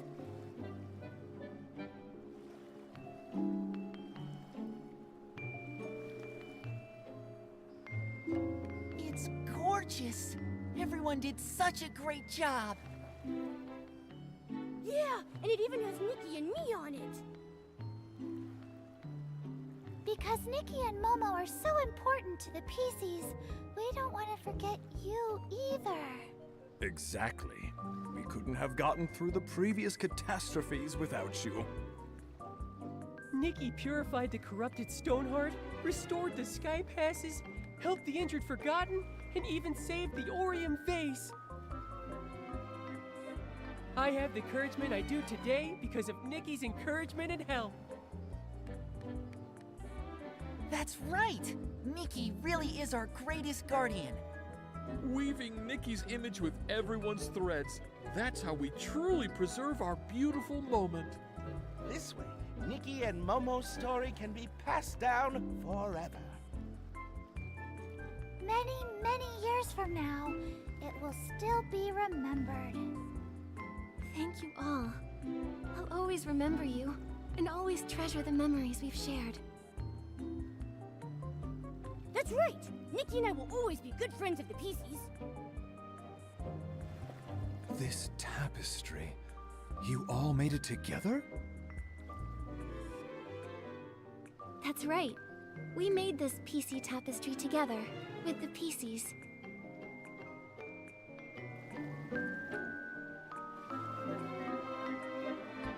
I see. No wonder I felt such depth the moment I first saw it. It's full of fond memories of the past and hope for the future. Cherish the past, weave it anew. Isn't that exactly what this piece embodies? Cherish the past, weave it anew. That's the core idea behind the Gilded Past, isn't it? Exactly! This tapestry captures the vintage style I envisioned perfectly. A truly rare masterpiece. Nikki, may I have your permission to display this tapestry in the Gilded Past entry, so visiting stylists can admire it?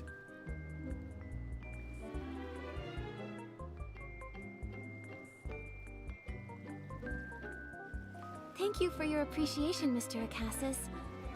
This piece represents the effort of all the PCs, so I think we should get everyone's opinion first. What do you think?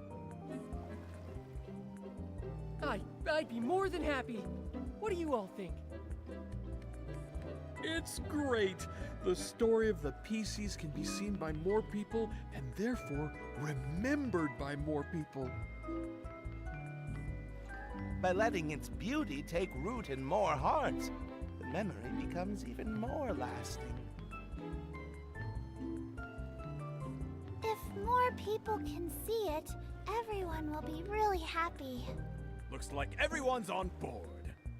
Since everyone agrees, let's settle it. Once we're ready, we'll head to the area near the Gilded Pass camp to showcase this masterpiece.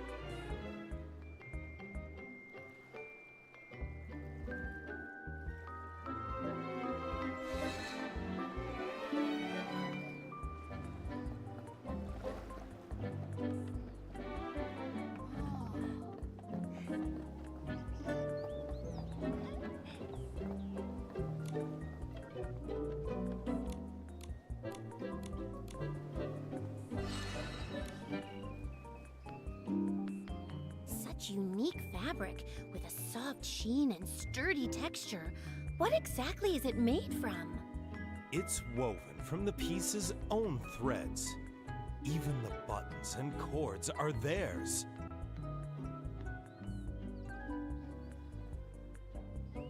I see. But what do the human and the cat on the tapestry represent? Those are the heroes of Wishfield, Nikki and Momo. They're incredible. Making clothes, grooming animals, fixing poles, fighting Esslings. They do it all. Oh, I've heard those names. Sounds like they've done a lot to help everyone around here.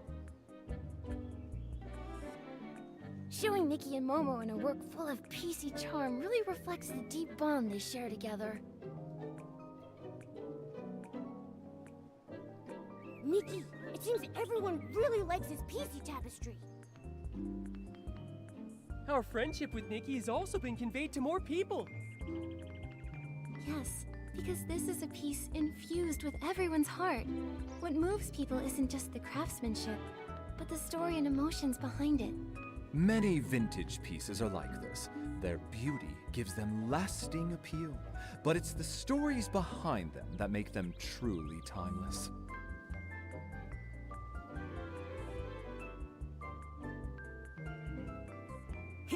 Looks like the PCs joining the Gilded Past was truly the right choice. We originally just wanted to show everyone the PC's charm through this contest. But we didn't expect to accomplish something big together with Nikki as well. Thank you, Nikki. I'm sure our story together will turn into a beautiful memory we'll never forget.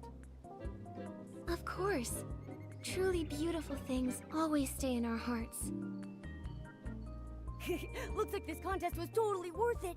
Let's all keep giving our best in the upcoming rounds. Of course! We PCs still have so many amazing things to show.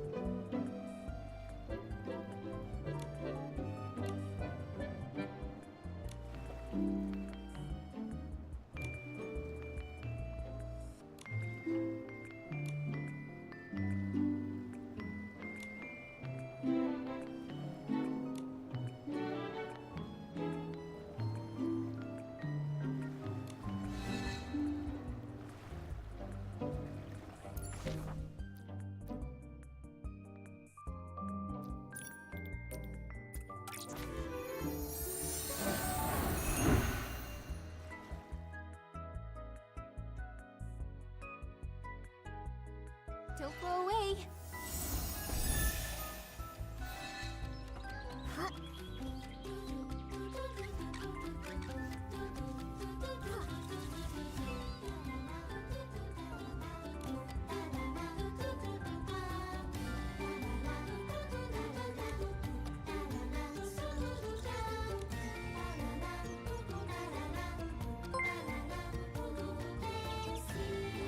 Nightly Fox raided my stream with 3 viewers.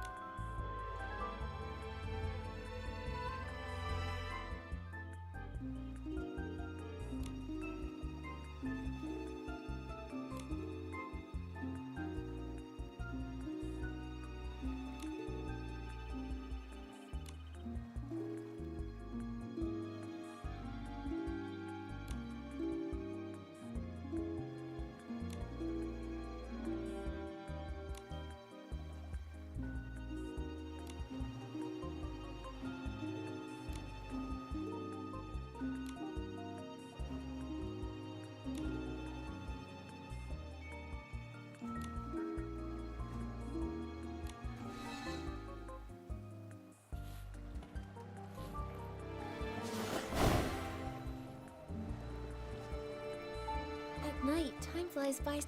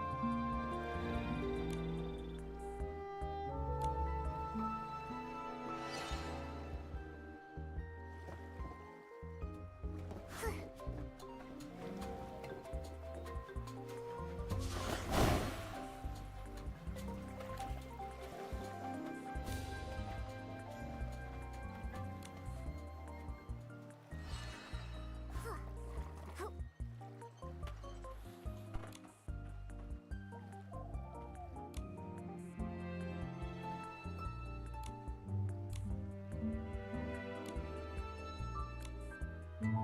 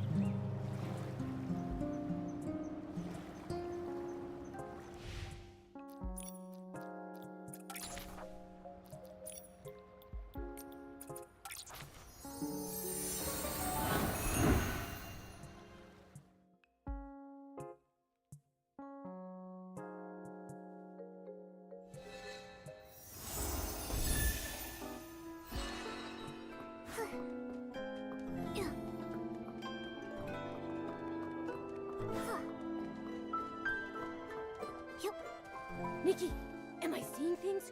Where's that? Giovanni! Nikki, Momo, long time no see. It really is you. It's been so long.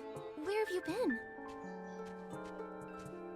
After the Kingdom Guards released me, I returned to the Sachetto Manor in Stoneville, and have been living there ever since.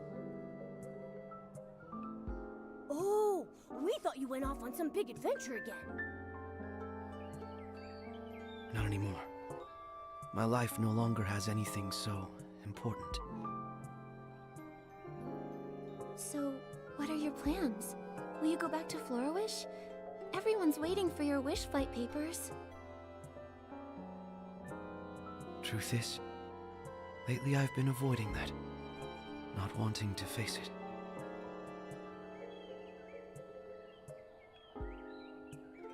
I thought closing myself off from the world would bring peace of mind, but silence only amplified my self-questioning, echoing day and night. With Chigda's defeat, the wish that carried me this far was fulfilled. With that completed, what should I do from now on?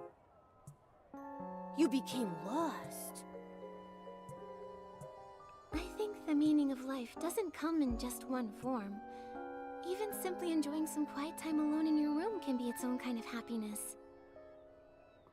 But if you're standing here now, it shows that peace alone can't fill your heart. If you can't find the answers within you, maybe look outward.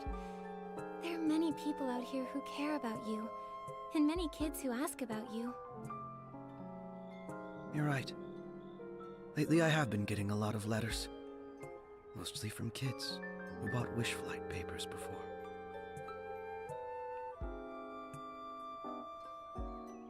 Especially Ethan. His weekly letters never stopped. And this time he invited me to some sort of contest. My grandfather told me that a very long time ago he also participated in the same styling contest. Maybe it's because I wanted to see with my own eyes the contest my grandfather spoke so fondly of. Or maybe it was simply that after being alone for so long, I wanted to see my friends again. So, I replied yes. Ethan. Oh, I remember now. He's the child who said, "I want Giovanni to be my father." I thought he was always saying that just to annoy his dad. Now I see, though, he really likes you. Me? It's probably just the wish flight papers he likes. We'll know when we meet him. Hey, so where's Ethan? I've searched around town but can't find him. I don't know where he is. He invited you to participate, right? So he's definitely on Lakeheart Island. It's lively there. When he sees you, he'll be thrilled. Come on, come on. I'll lead the way.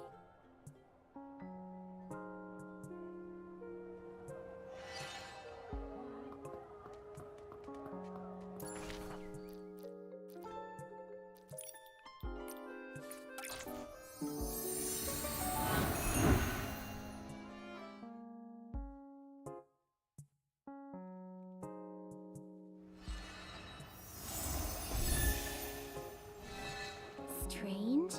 Ethan doesn't seem to be here. Maybe we should ask the other kids. They'll know where he is. Jean, Ruby, Holly, have any of you seen Ethan? It's Miss Nikki and Mr. Giovanni. Thank goodness. If Ethan... No, this is no time to be celebrating, Jean. You should be crying. Oh, yeah, right. Oh, Miss Nikki, Mr. Giovanni, Ethan's been taken. Taken? What happened? We were just talking about what kind of outfit would be the most unique. And Ethan Ethan had this super cool idea. A raincoat made out of weather orchids that turns transparent in the rain. I thought it was super cool. Stay focused, Jean. Oh, right.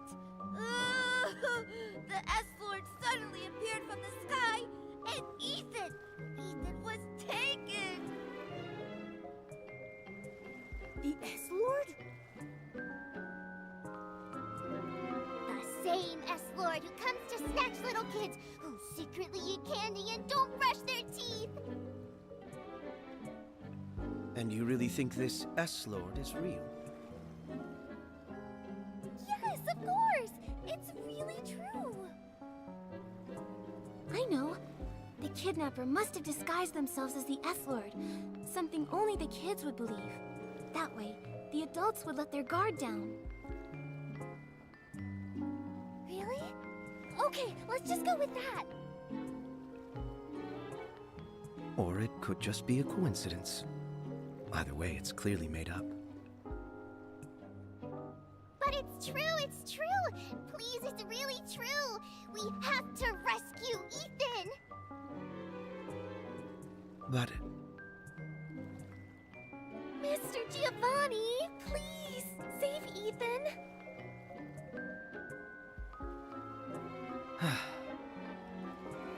fine then. What do we need to do to rescue him? What do you know? He finally caved. Shh, don't let them know we know.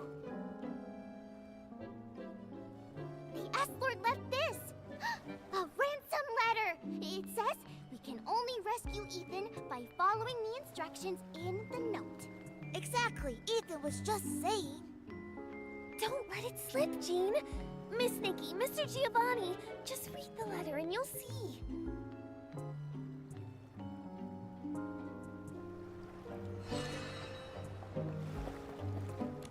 Let's see what the S-Lord wrote in his letter.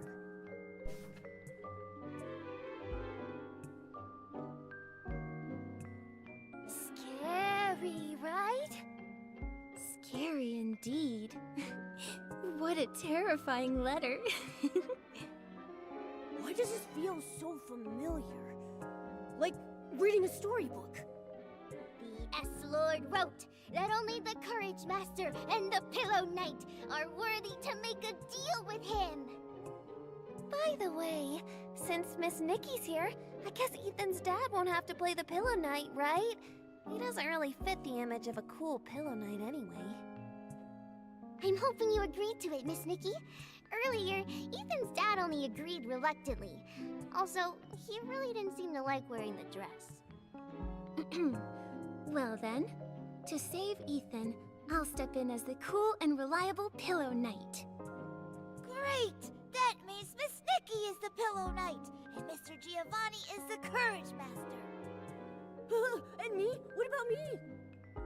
Momo can be the Pillow Knight's pillow, a big, fluffy pillow. Wait, big pillow? Why did you say big?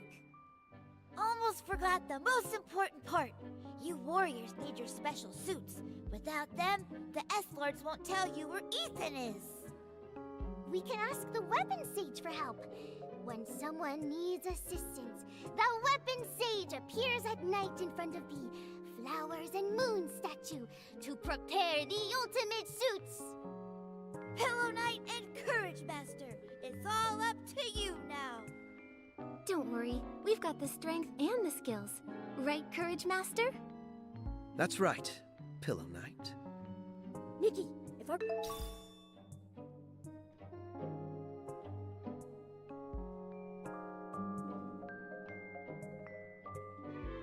remember correctly, the statue in front of the Daisy Inn is made from flower and moon elements. Let's...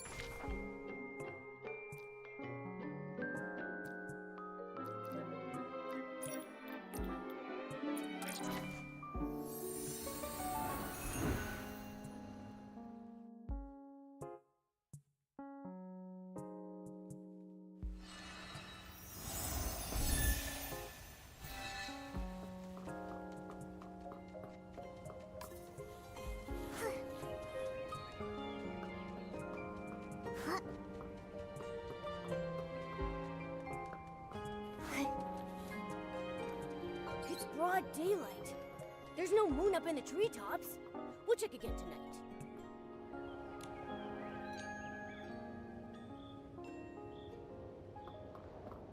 Under the chilly moonlight with its gentle glow, you finally arrived. Nice to meet you, Courage Master and... Pillow Knight? Wait, isn't Ethan's dad supposed to be the Pillow Knight? How did it become Nikki? Looks like I need a costume change. That's Marquez Jr. There is no Marquez Jr. here. Only me, the Weapon Sage, offering equipment to warriors facing the S-Lord. Weapon Sage, I'm the Pillow Knight. Can you equip us to rescue Ethan from the S-Lord? Of course. After all, this is Ethan's... I mean, to defeat the S-Lord, the Weapon Sage is happy to help. I will make suits infused with supreme power, so that you may become the bravest warriors and rescue that boy trembling in darkness. Great! But the stronger the power, the more precious it is. Once you wear the suits, the transformation time is limited. If you don't rescue Ethan in time, the consequences will be irreversible. There are transformation limits. Ruby and the others must have prepared a really long script for this. It is a pretty long tale. Isn't that right, Courage Master? Why ask me? I still don't really get what's going on. Courage Master, you look... a little short on courage. That's not like you at all. Seeing all this, doesn't it remind you of something? That we should hurry and rescue Ethan. You really don't remember? Shouldn't you... Oh well. Let's wait until Ethan is returned safe and let him tell you later. For the safety of Florawish, Pillow Knight, Courage Master, I will now take you to acquire your battle suits.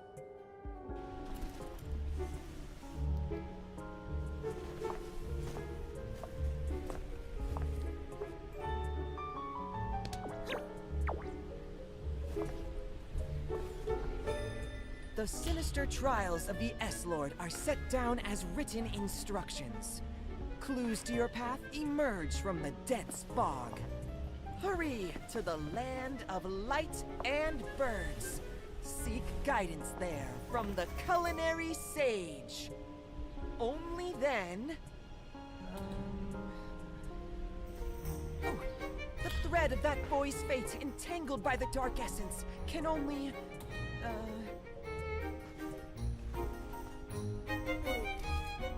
In short, set out, Courage Master and Pillow Knight. Yes! Land of light and birds. That's gotta be Ray and Wings. Let's ask Fournier about the Culinary Sage.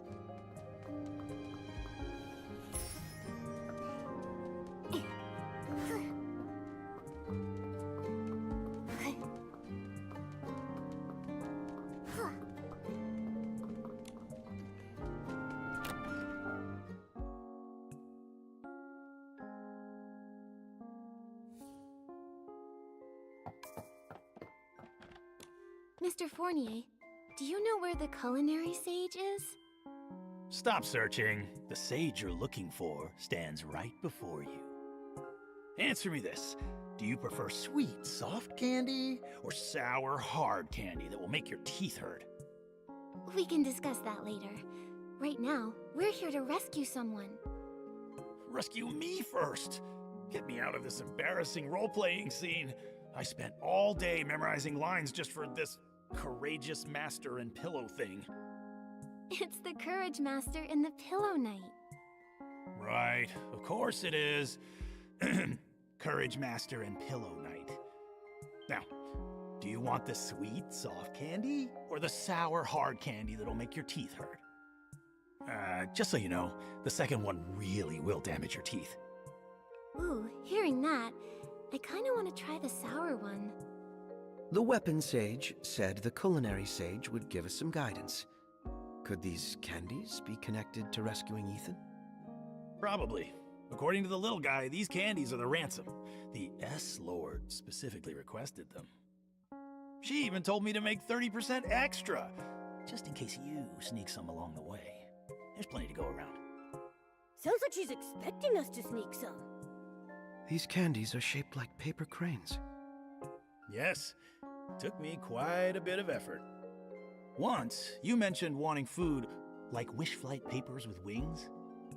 I spent a long time experimenting and finally got the hang of it, rushing to make this many. Honestly, it's all thanks to your great idea from back then. Are you sure? I don't even remember saying that. After all this time, your memory really has gotten worse.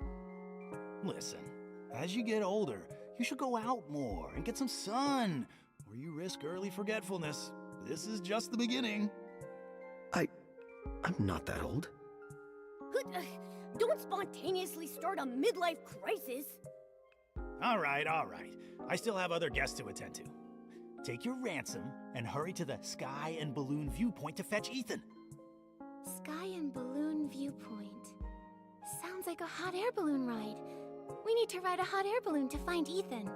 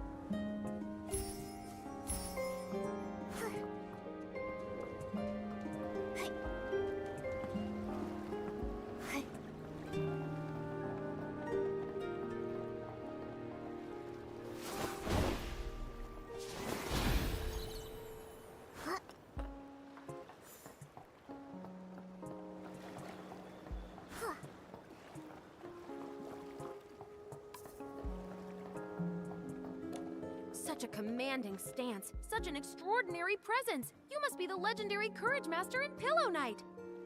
I heard you're in a hurry to rescue Ethan, and it's truly inspiring. Someone has already prepaid for you, so you can hop on the hot air balloon right away. Who is this kind person? Once we defeat the S-Lord, we'll have to include them in our thanks. I can't reveal who it is. The little guest even offered their most beloved teddy bear and asked me to keep it a secret. Of course, with those big pleading eyes staring at me, how could I refuse? Those kids really put their hearts into this. It's an enormous operation. Even the fees are paid in advance. At first, I thought it was just kids playing a game, like make-believe. But now, I'm not so sure. New clothes, tasty candies, the pre-arranged hot air balloon ride? What exactly are they planning? I can't tell either, but it's clear they put tremendous effort and planning into this. So much effort, maybe it's their way of welcoming you back. After all, they never stopped writing to you. Really? Why would they want to welcome me back? Sorry to interrupt, but overthinking isn't the Courage Master's style. Ride the hot air balloon first. Maybe everything will become clear. But my hot air balloon only fits one person. So, who goes first? Better let Nikki go first. I mean, the Pillow Knight. She has much more experience piloting hot air balloons than I do. All right, esteemed Pillow Knight. Are you ready to head to the Sky and Balloon Viewpoint? The Pillow Knight is ready. Let us depart. All right, hold on tight. Next stop, the Sky and Balloon Viewpoint.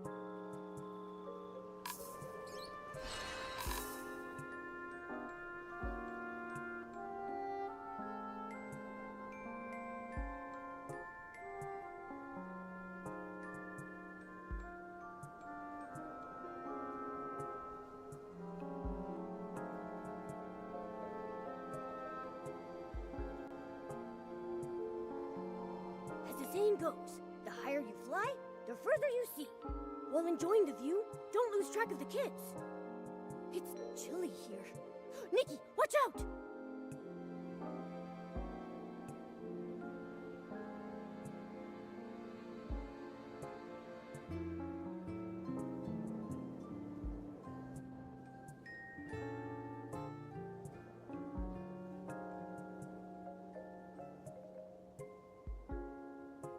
over there.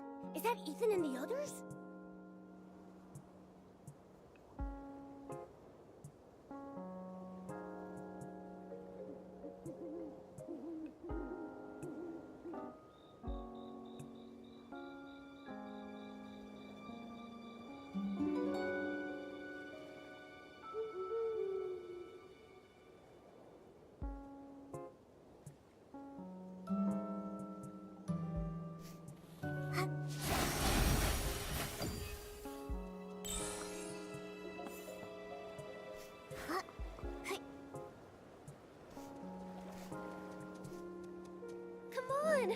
They're here!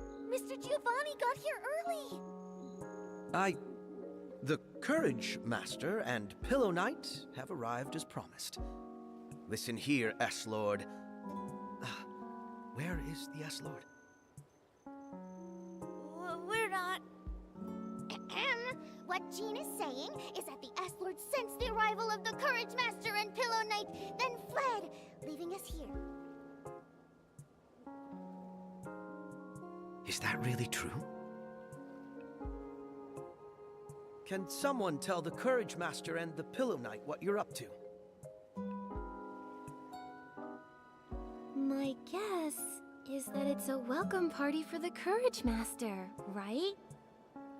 Yes, no. Well, not exactly. It's...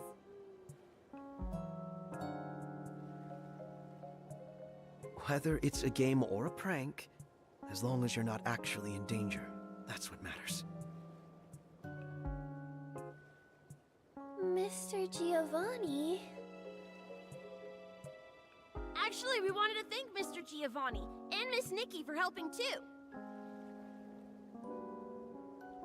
Thank me? Why thank me?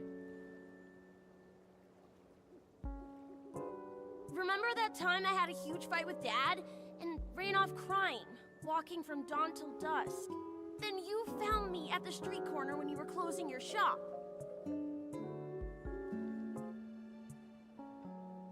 You gave me a warm meal and changed me into clean clothes. I was so cold and scared. I really thought you were gonna scold me like everyone else, but you didn't.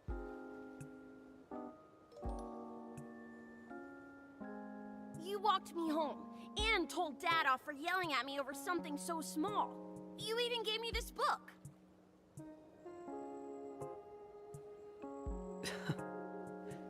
The Courage Master and the Pillow Knight. Actually, by the time we ate, I was already regretting running away. I was worried about upsetting my dad and causing you trouble.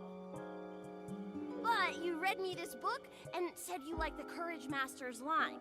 Don't dig for sparks in the ashes. True light lies in the firewood ahead.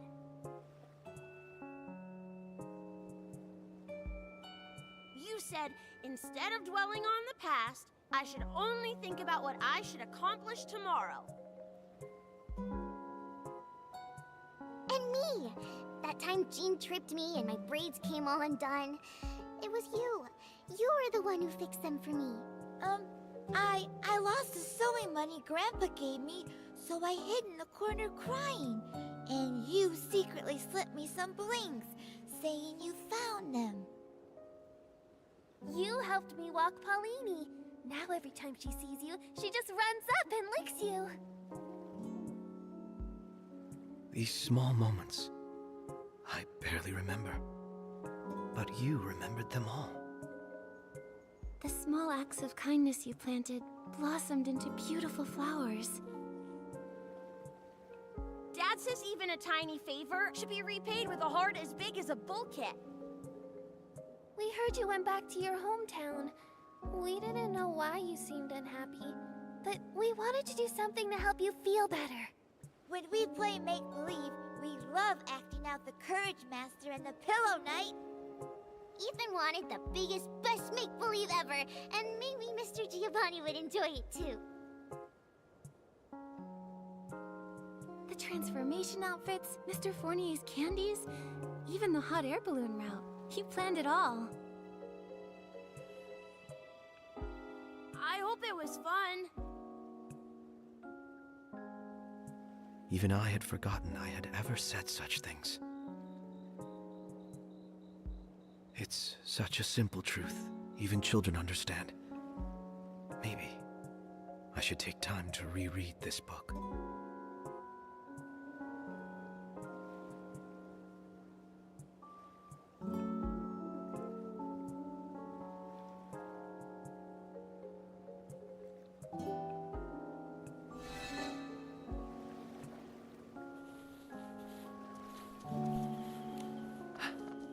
Children, I am truly grateful for all you've done. I owe you a heartfelt thanks. Words alone cannot express. Please, allow me to slowly, sincerely show this gratitude in the future. It's not just me, right? I feel like Mr. Giovanni seems happier than before. Our make-believe plan worked! Yay! It's worth celebrating! Our efforts weren't wasted! Let's take a photo to remember! I'll put it in the book to hold on to this moment. I want one too!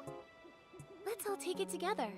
As a commemoration of the Courage Master and the Pillow Knight defeating the S-Lord. Yay! Courage Master, Pillow Knight, and Big Pillow, please take the group photo with us.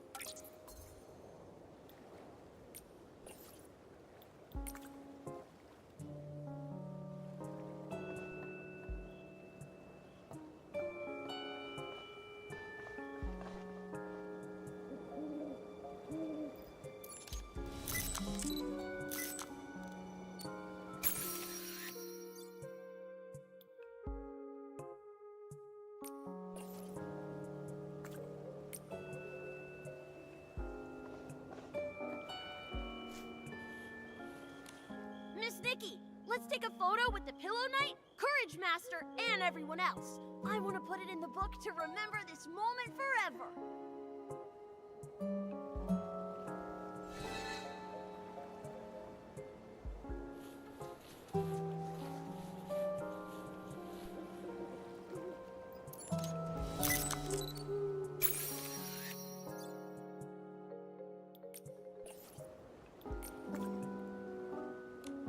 Miss Nikki, did you take the photo yet? Is it ready? I want to see it.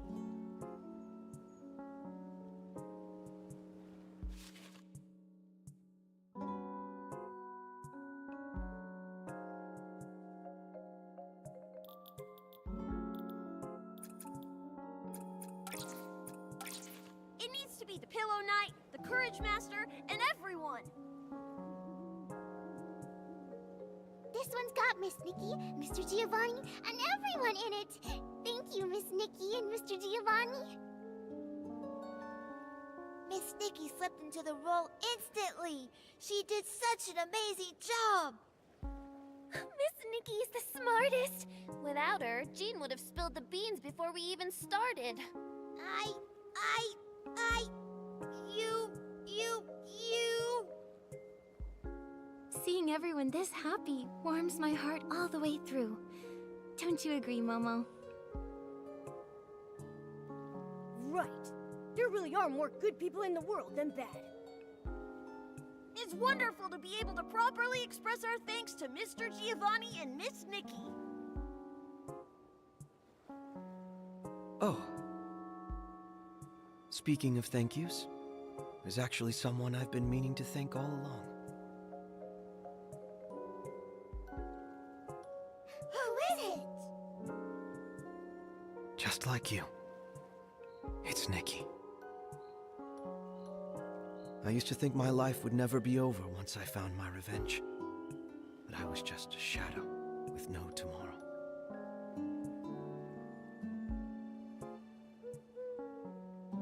But not only did you fulfill my long-held wish, you also gave me a tomorrow. During my days at the manor, I often saw fragmented visions, unable to tell if they were memories, dreams, or merely imagination. If I hadn't met you this time, I might have ended up like those fragments, headed for a completely different and shattered ending.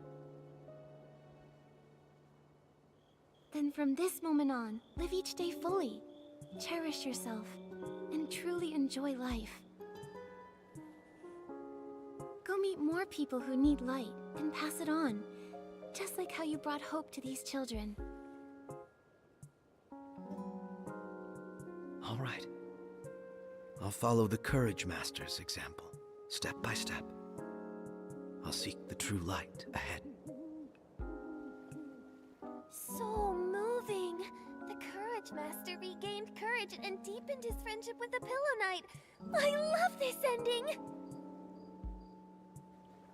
I think Miss Nikki and Mr. Giovanni are even cooler than the Pillow Knight and the Courage Master.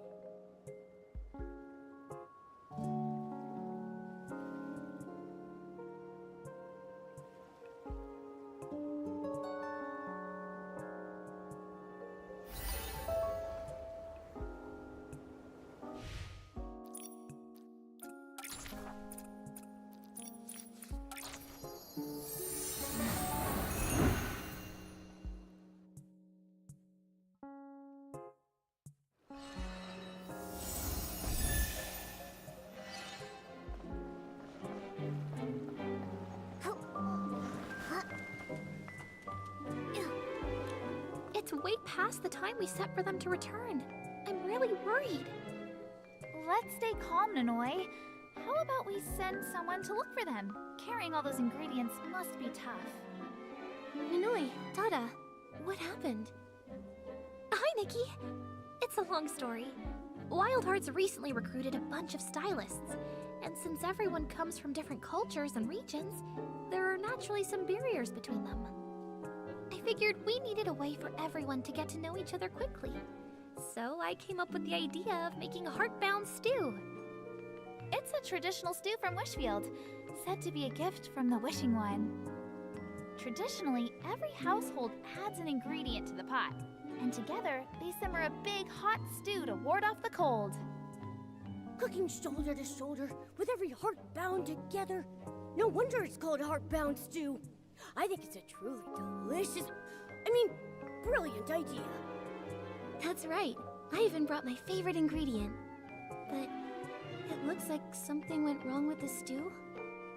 Our plan was perfect. Everyone went off to gather ingredients, and then we were going to cook together. In front of a steaming pot, even disagreements would fade away in the rising aroma. Everyone was on board. One team wanted to use ingredients from their hometown, so they even rented a wagon to transport them. But then, there was an accident in Stoneville.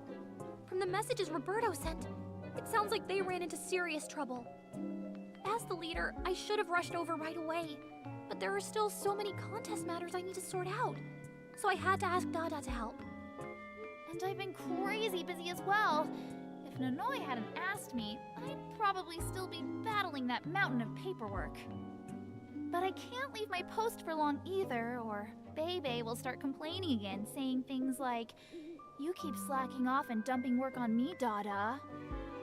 Even Bebe says that? She's so easygoing. I guess you really do slack off a lot, huh? Not true. It's completely reasonable, proper, and healthy rest. Anyway, that's the situation. I'm familiar with Stoneville. I can help. Besides, I'm part of Wild Hearts too, so I should do my part for the group. That would be a huge help, Nikki.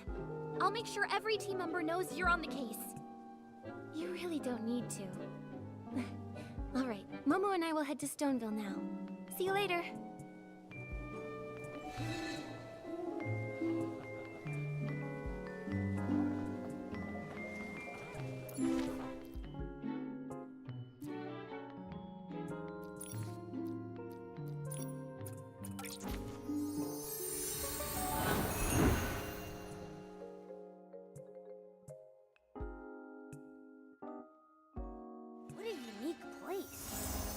different from Flora-Wish.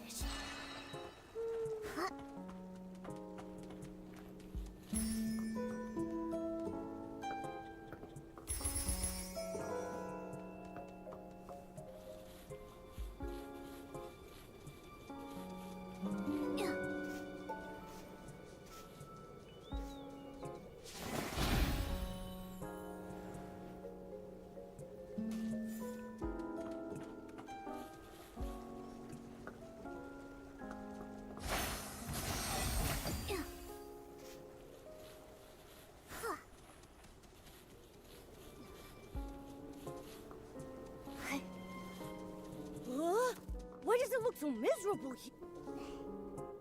I hate to say it, but with the wagon flipped like this, the ingredients are probably ruined. You Feywish sprites are so unreliable. You should have just let us handle it.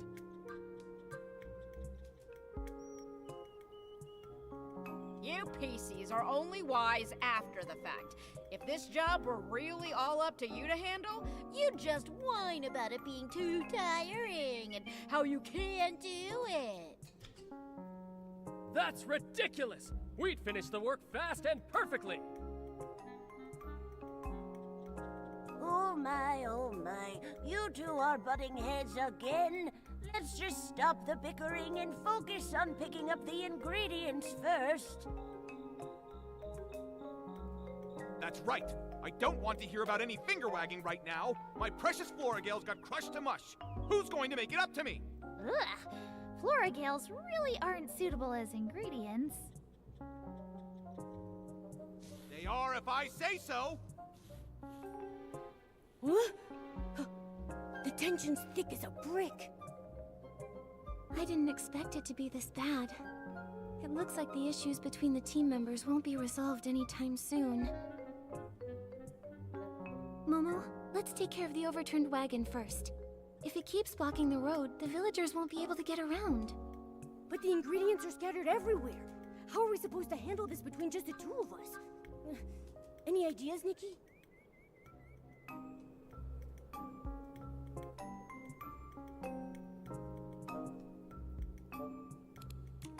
Stop arguing! We need to deliver these ingredients. Nanoi is counting on us. oh, it's the kind-hearted human girl. The last time we met was in the Wishing Woods. Oh, you healed me with that amazing potion.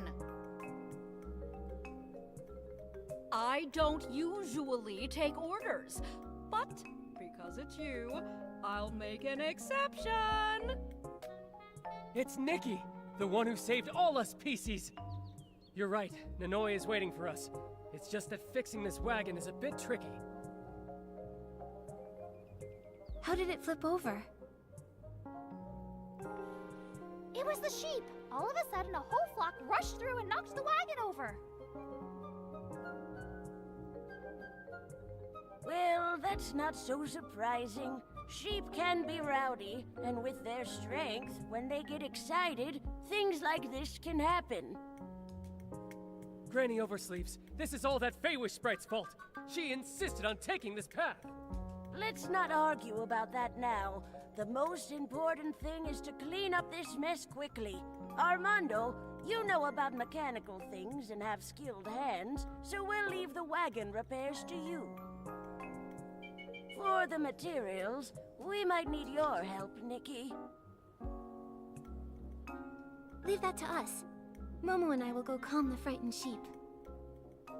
Everyone, please help pick up the ingredients. I'll collect new ones to replace any that are too damaged. Thanks for your help, Nikki. Right, got it. You can count on me. Yeah, no problem. Then let's get to work. Nikki, how about we give the sheep a grooming? Once it's relaxed, it should behave better.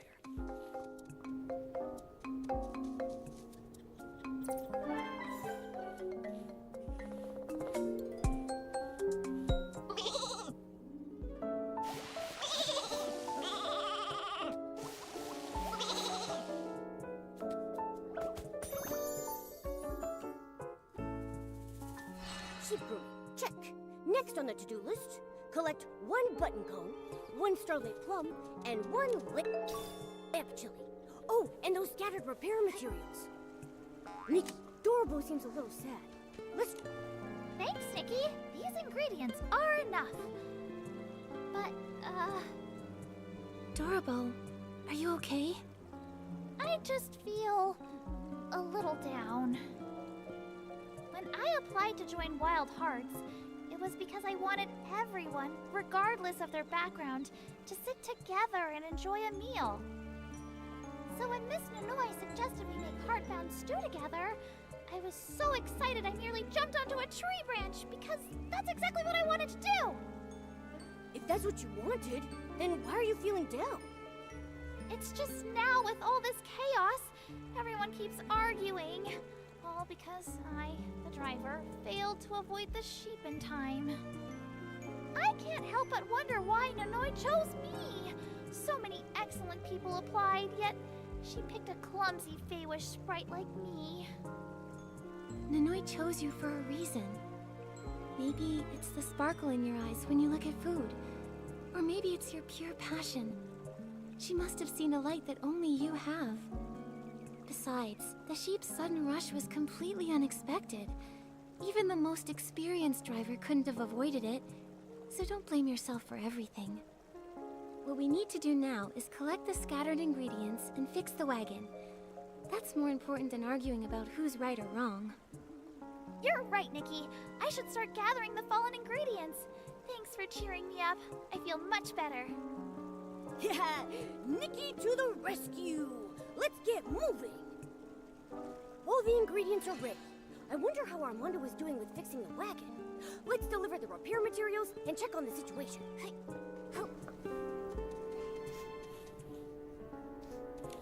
It doesn't look too complicated. The bearings on this axle won't be a problem.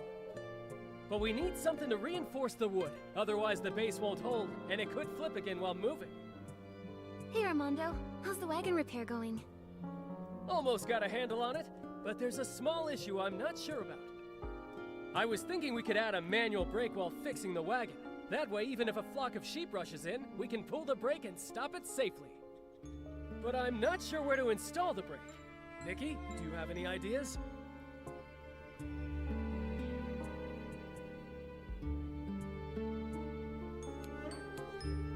Maybe put it right in the center of the base. Feels off. This won't stop the wagon. I'm out of ideas, Nikki. Let's think about it a different way. Got it. Attach the brake directly to the wheels. That way, whenever we want to stop, we can pull it by hand and the wheels will stop rolling. Oh, that makes sense. Brilliant, Nikki. I'll try it right away. Whoa! Why is there a sheep pawing at the rocks under the wagon? That scared me half to death! Don't worry, Momo and I will take a look. Huh? Some kind of powder? Could it be seasoning?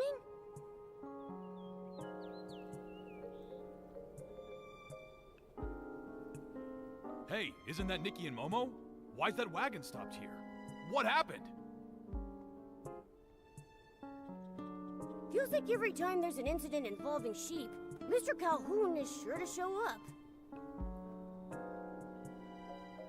Huh, another sheep incident. Haha, I guess I really do have a special connection with them.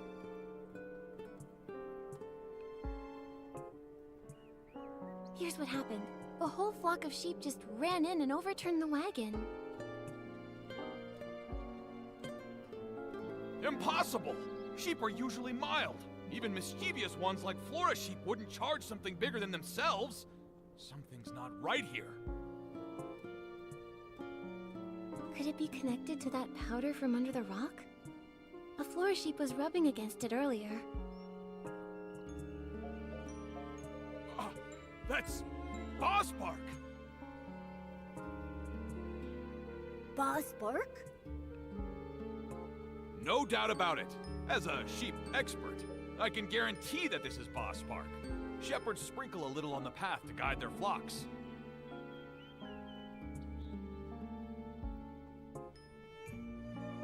When sheep smell this powder, they get excited. But if you use too much, the whole flock can go out of control.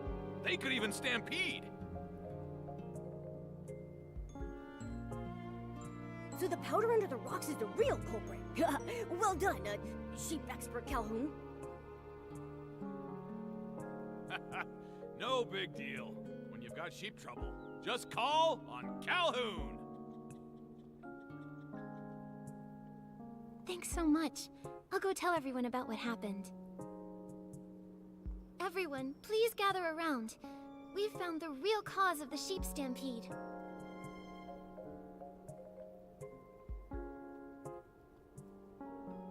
So, the sheep stampede was caused by the excess use of boss bark we found under that rock over there. That means it had nothing to do with Dorobo's driving. So it was boss bark. I've never used it, but I've heard no sheep can resist it. I should have figured that out earlier. I just lost my head when I saw the Floragales crushed. Dorobo, I'm sorry. I shouldn't have snapped at you. The Floragales can be replaced. I'll check the greenhouse to see if we can get more. I'll come too. Anyway, I am partly to blame.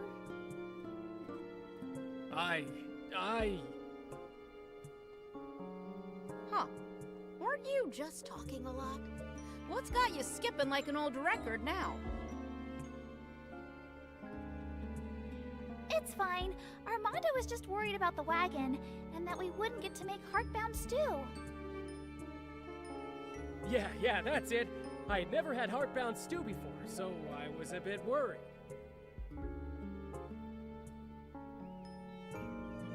I guess that makes you a bit of a foodie. All right, you had no ill intentions. Once the stew is ready, you'll be the first to taste it. I've never had it either. I'd better get a spoonful too. Finally. Seeing everyone make up puts my mind at ease.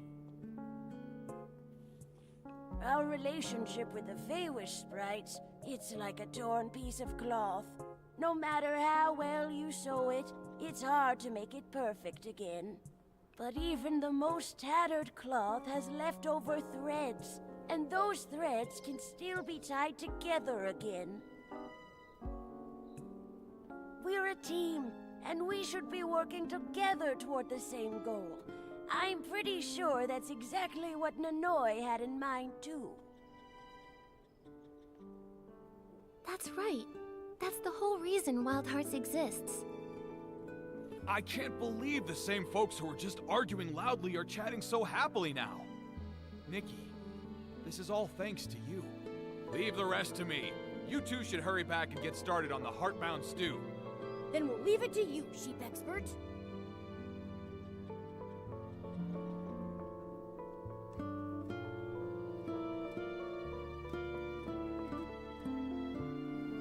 Nikki, let's hurry back to the camp and meet the others. I can't wait to taste the heartbound stew.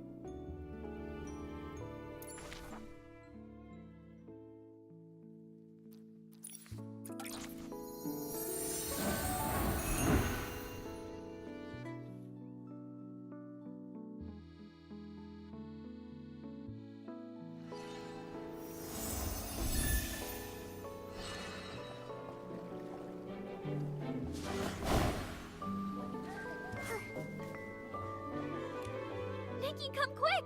We're making the stew. You really saved the day for us, Nikki. The stew's almost ready.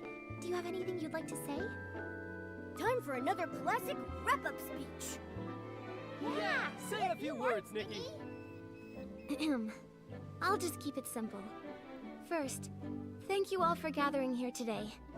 We may come from different places and have different tastes, but this stew carries the spirit of understanding and embracing one another. Even if it's not our favorite flavor, it's worth savoring with an open heart. May it be that years from now, when we look back on today, what lingers on our tongues isn't just the taste of the stew, but the warmth of this moment we created together. Now, let's enjoy the heartbound stew. Wait a second. Nikki, you haven't added your favorite ingredient yet. It won't be complete without you. Nikki, without your help, we wouldn't be able to share this stew here. We want you to add your favorite ingredient to it, so it truly becomes heartbound. Thank you, everyone. Then I choose...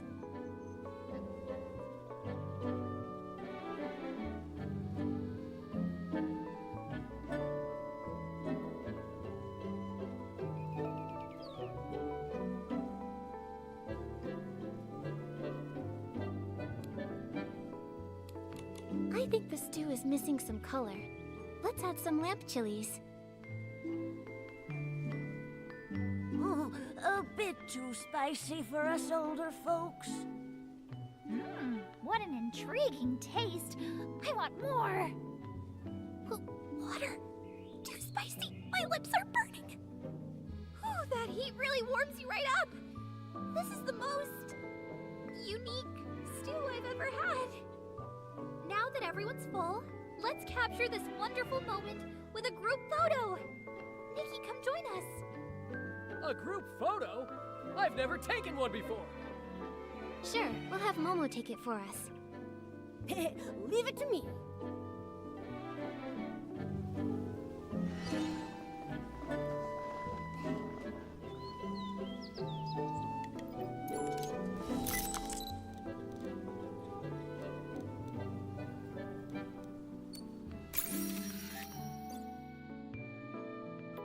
All right, the photo's done. Nikki, let's show it to Nanoi. Is the photo ready? Nikki, let me see. I love it. Thank you, Nikki. Do you have a moment later? I'd like to find a quiet spot to talk to you alone. Today wouldn't have gone so smoothly without you. Of course, Momo too. No problem. Let's meet later then. Nikki, Nanoi wants to talk with us in private. Let's go find her. Nikki, the tasks for this styling contest are longer than the Dream Warehouse work lists. Thanks to you, the Heartbound stew turned out so well. Don't mention it. Once things settle down, make sure you take a break. Compared to you, my work is nothing. Honestly, Nikki, without you, Wild Hearts might have fallen apart. That's not true. I only did what I could. Besides, we're friends. Yes. Nikki, you know, sometimes I feel like you're a gentle, free breeze passing through Wishfield. But I also know that the wind never stays in one place. This breeze untangled my worries and helped protect Florawish. But I realized, all I know about you is that you're a great stylist. What do you like? What dreams do you have? Is there some place or someone that makes you want to stop and stay? I didn't mean... I understand, Nanoi. I can tell you about me if you want. I was born on a winter morning, with the warm sunlight shining in. I've always loved fashion, and I love trying different styles. When I was little, my dream was to become a great fashion designer.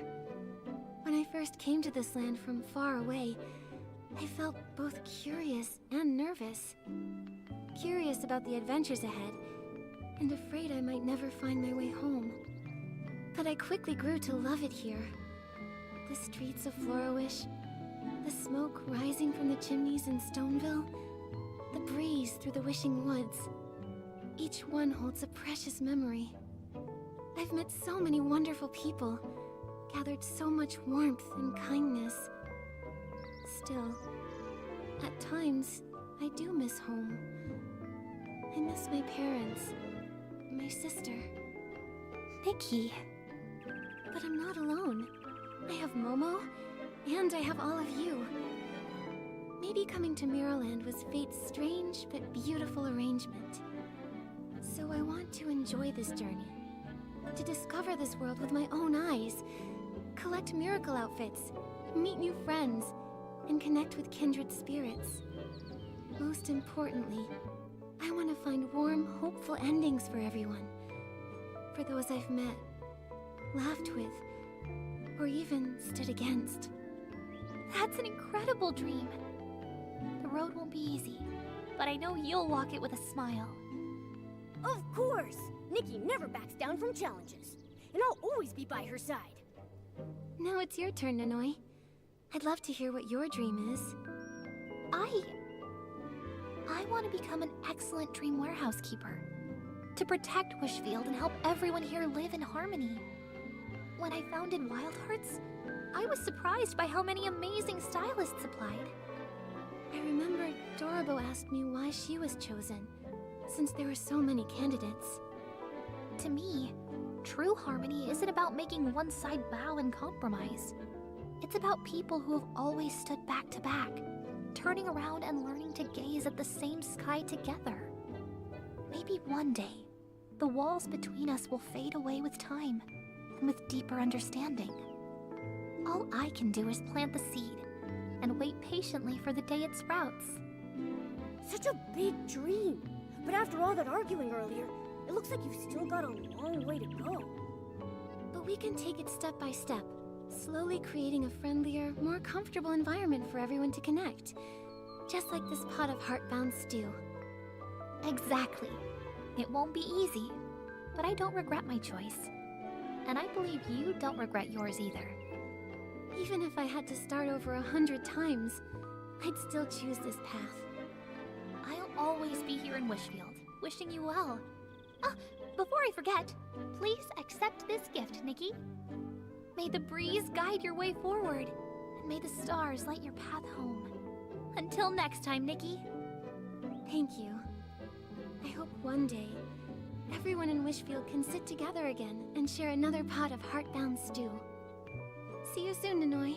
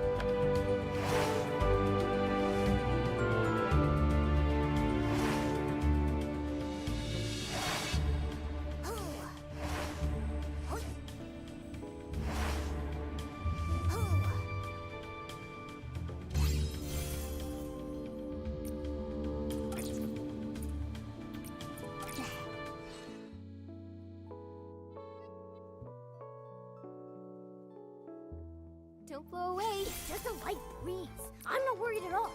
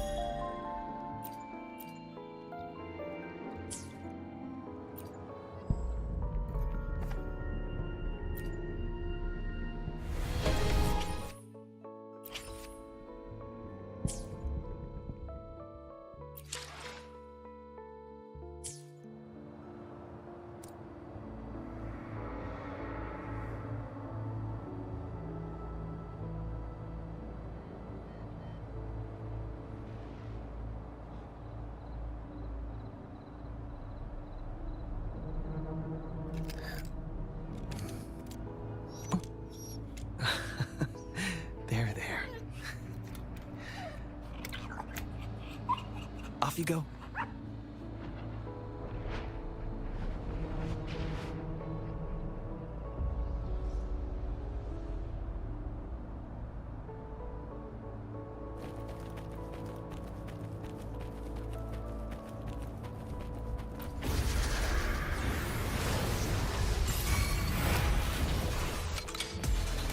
Disruption.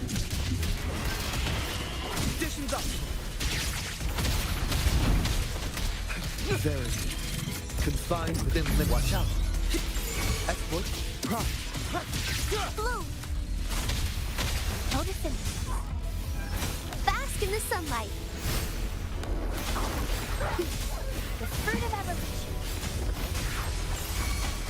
Variable elimination.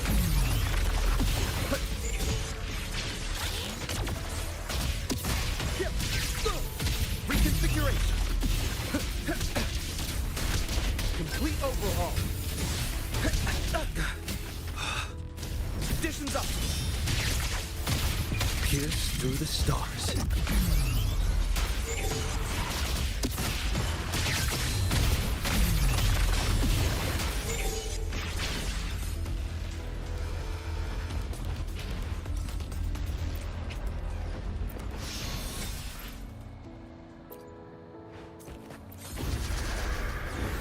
Watch out.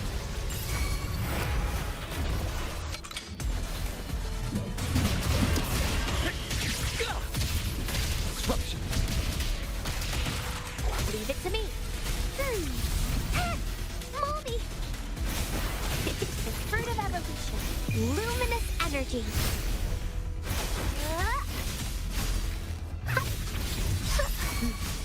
Target confirmed. Unleash the fans.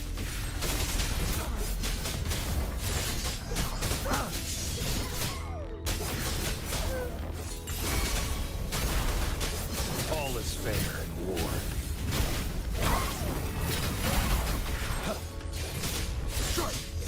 Exterminate. Blue! Listen up. The fruit of evolution.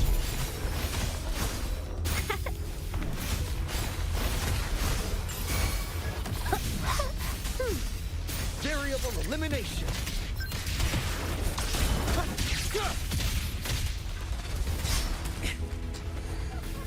All shall reveal itself. Reconfiguration. Watch out. Exploit. Prompt. Reconfiguration.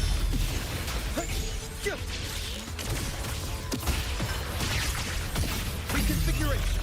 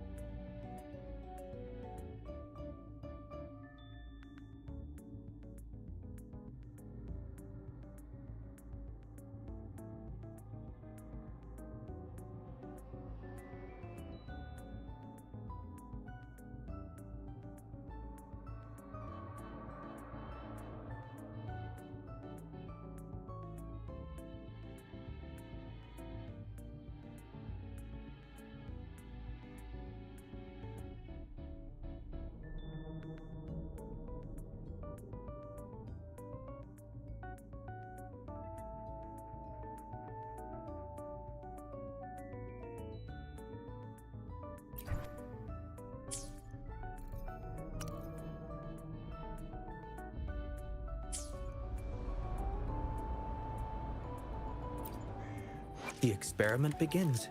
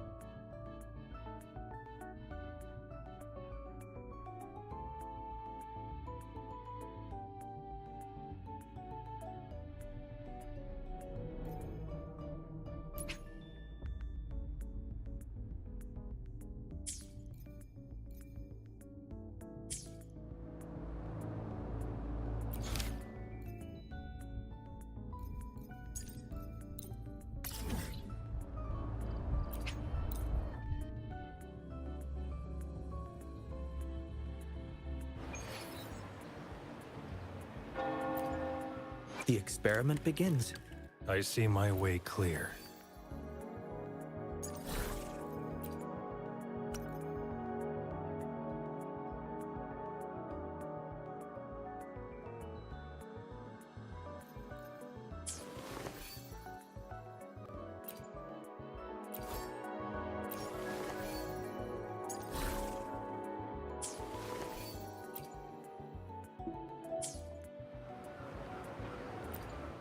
The experiment begins. I see my way clear.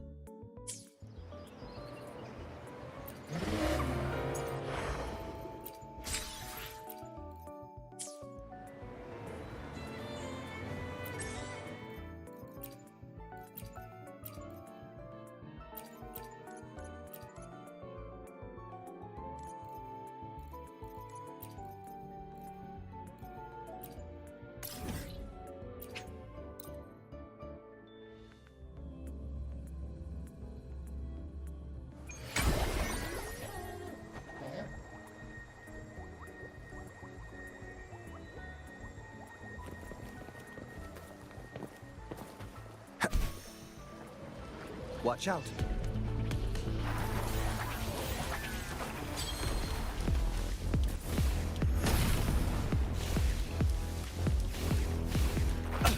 Miscalculation. Leave it to me. The fruit of evolution. Life is in everything. Variable elimination. Verity. Confined within limits.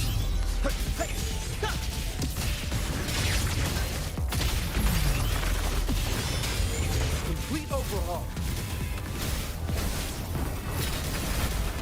Exploit.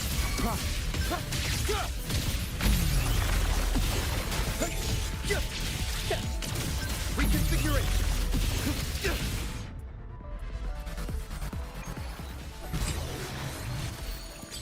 Watch out.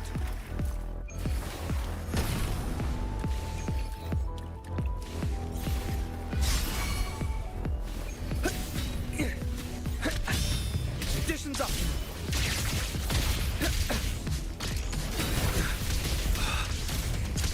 Complete overhaul. Blue. Green. Listen, fruit of evolution.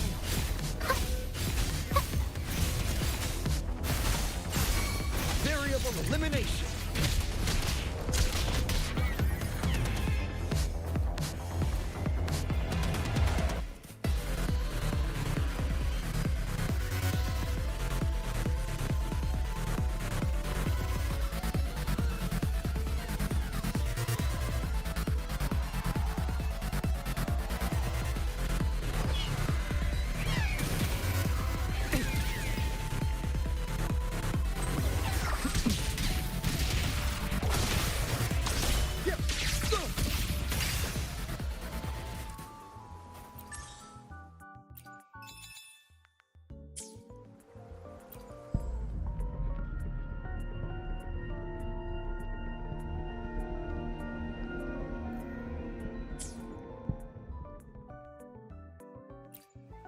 The experiment begins.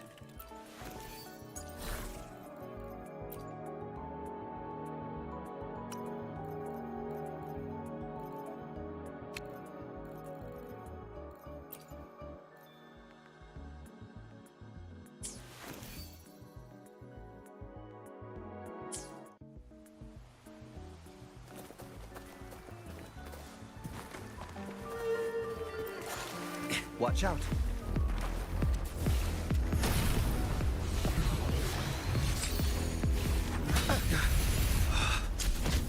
Pierce through the stars.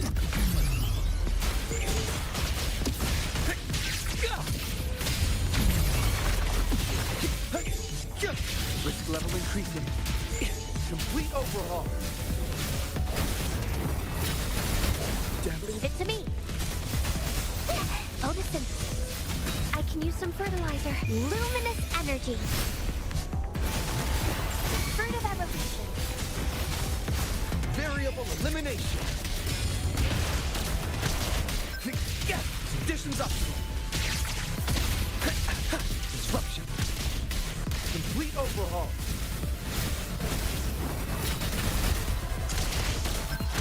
Conditions optimal.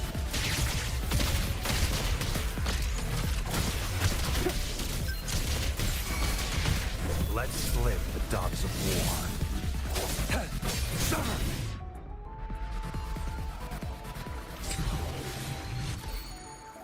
Who's the prey now?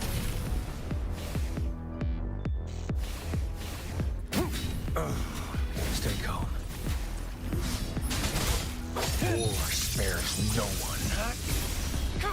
The die is cast. All is fair in war. Stand down. Blue. Listen up. The fruit of evolution. Bask in the sunlight. Variable elimination. All shall reveal itself. Exploit. Reconfiguration! Complete overhaul! Exploit prime.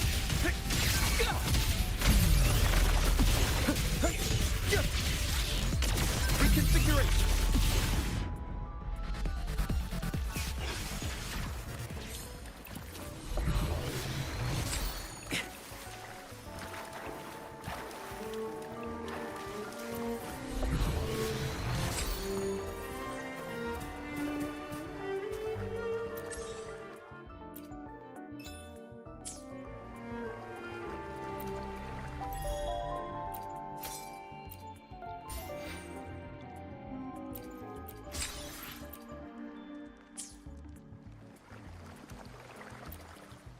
The experiment begins.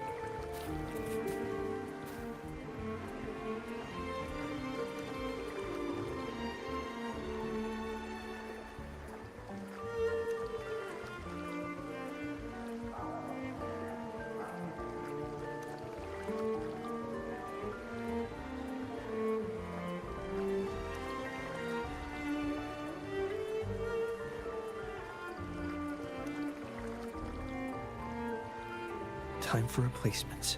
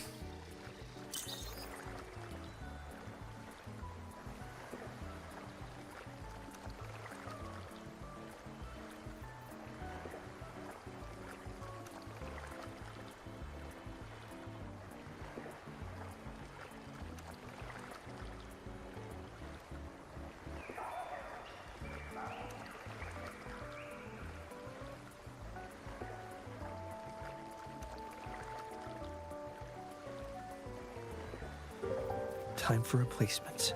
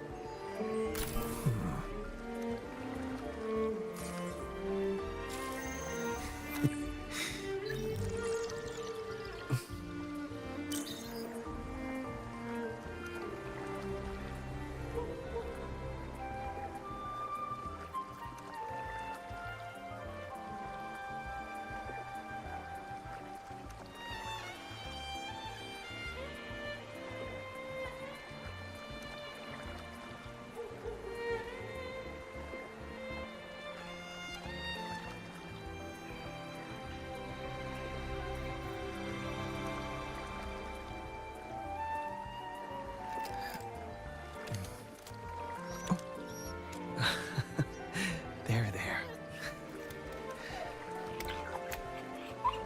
Off you go.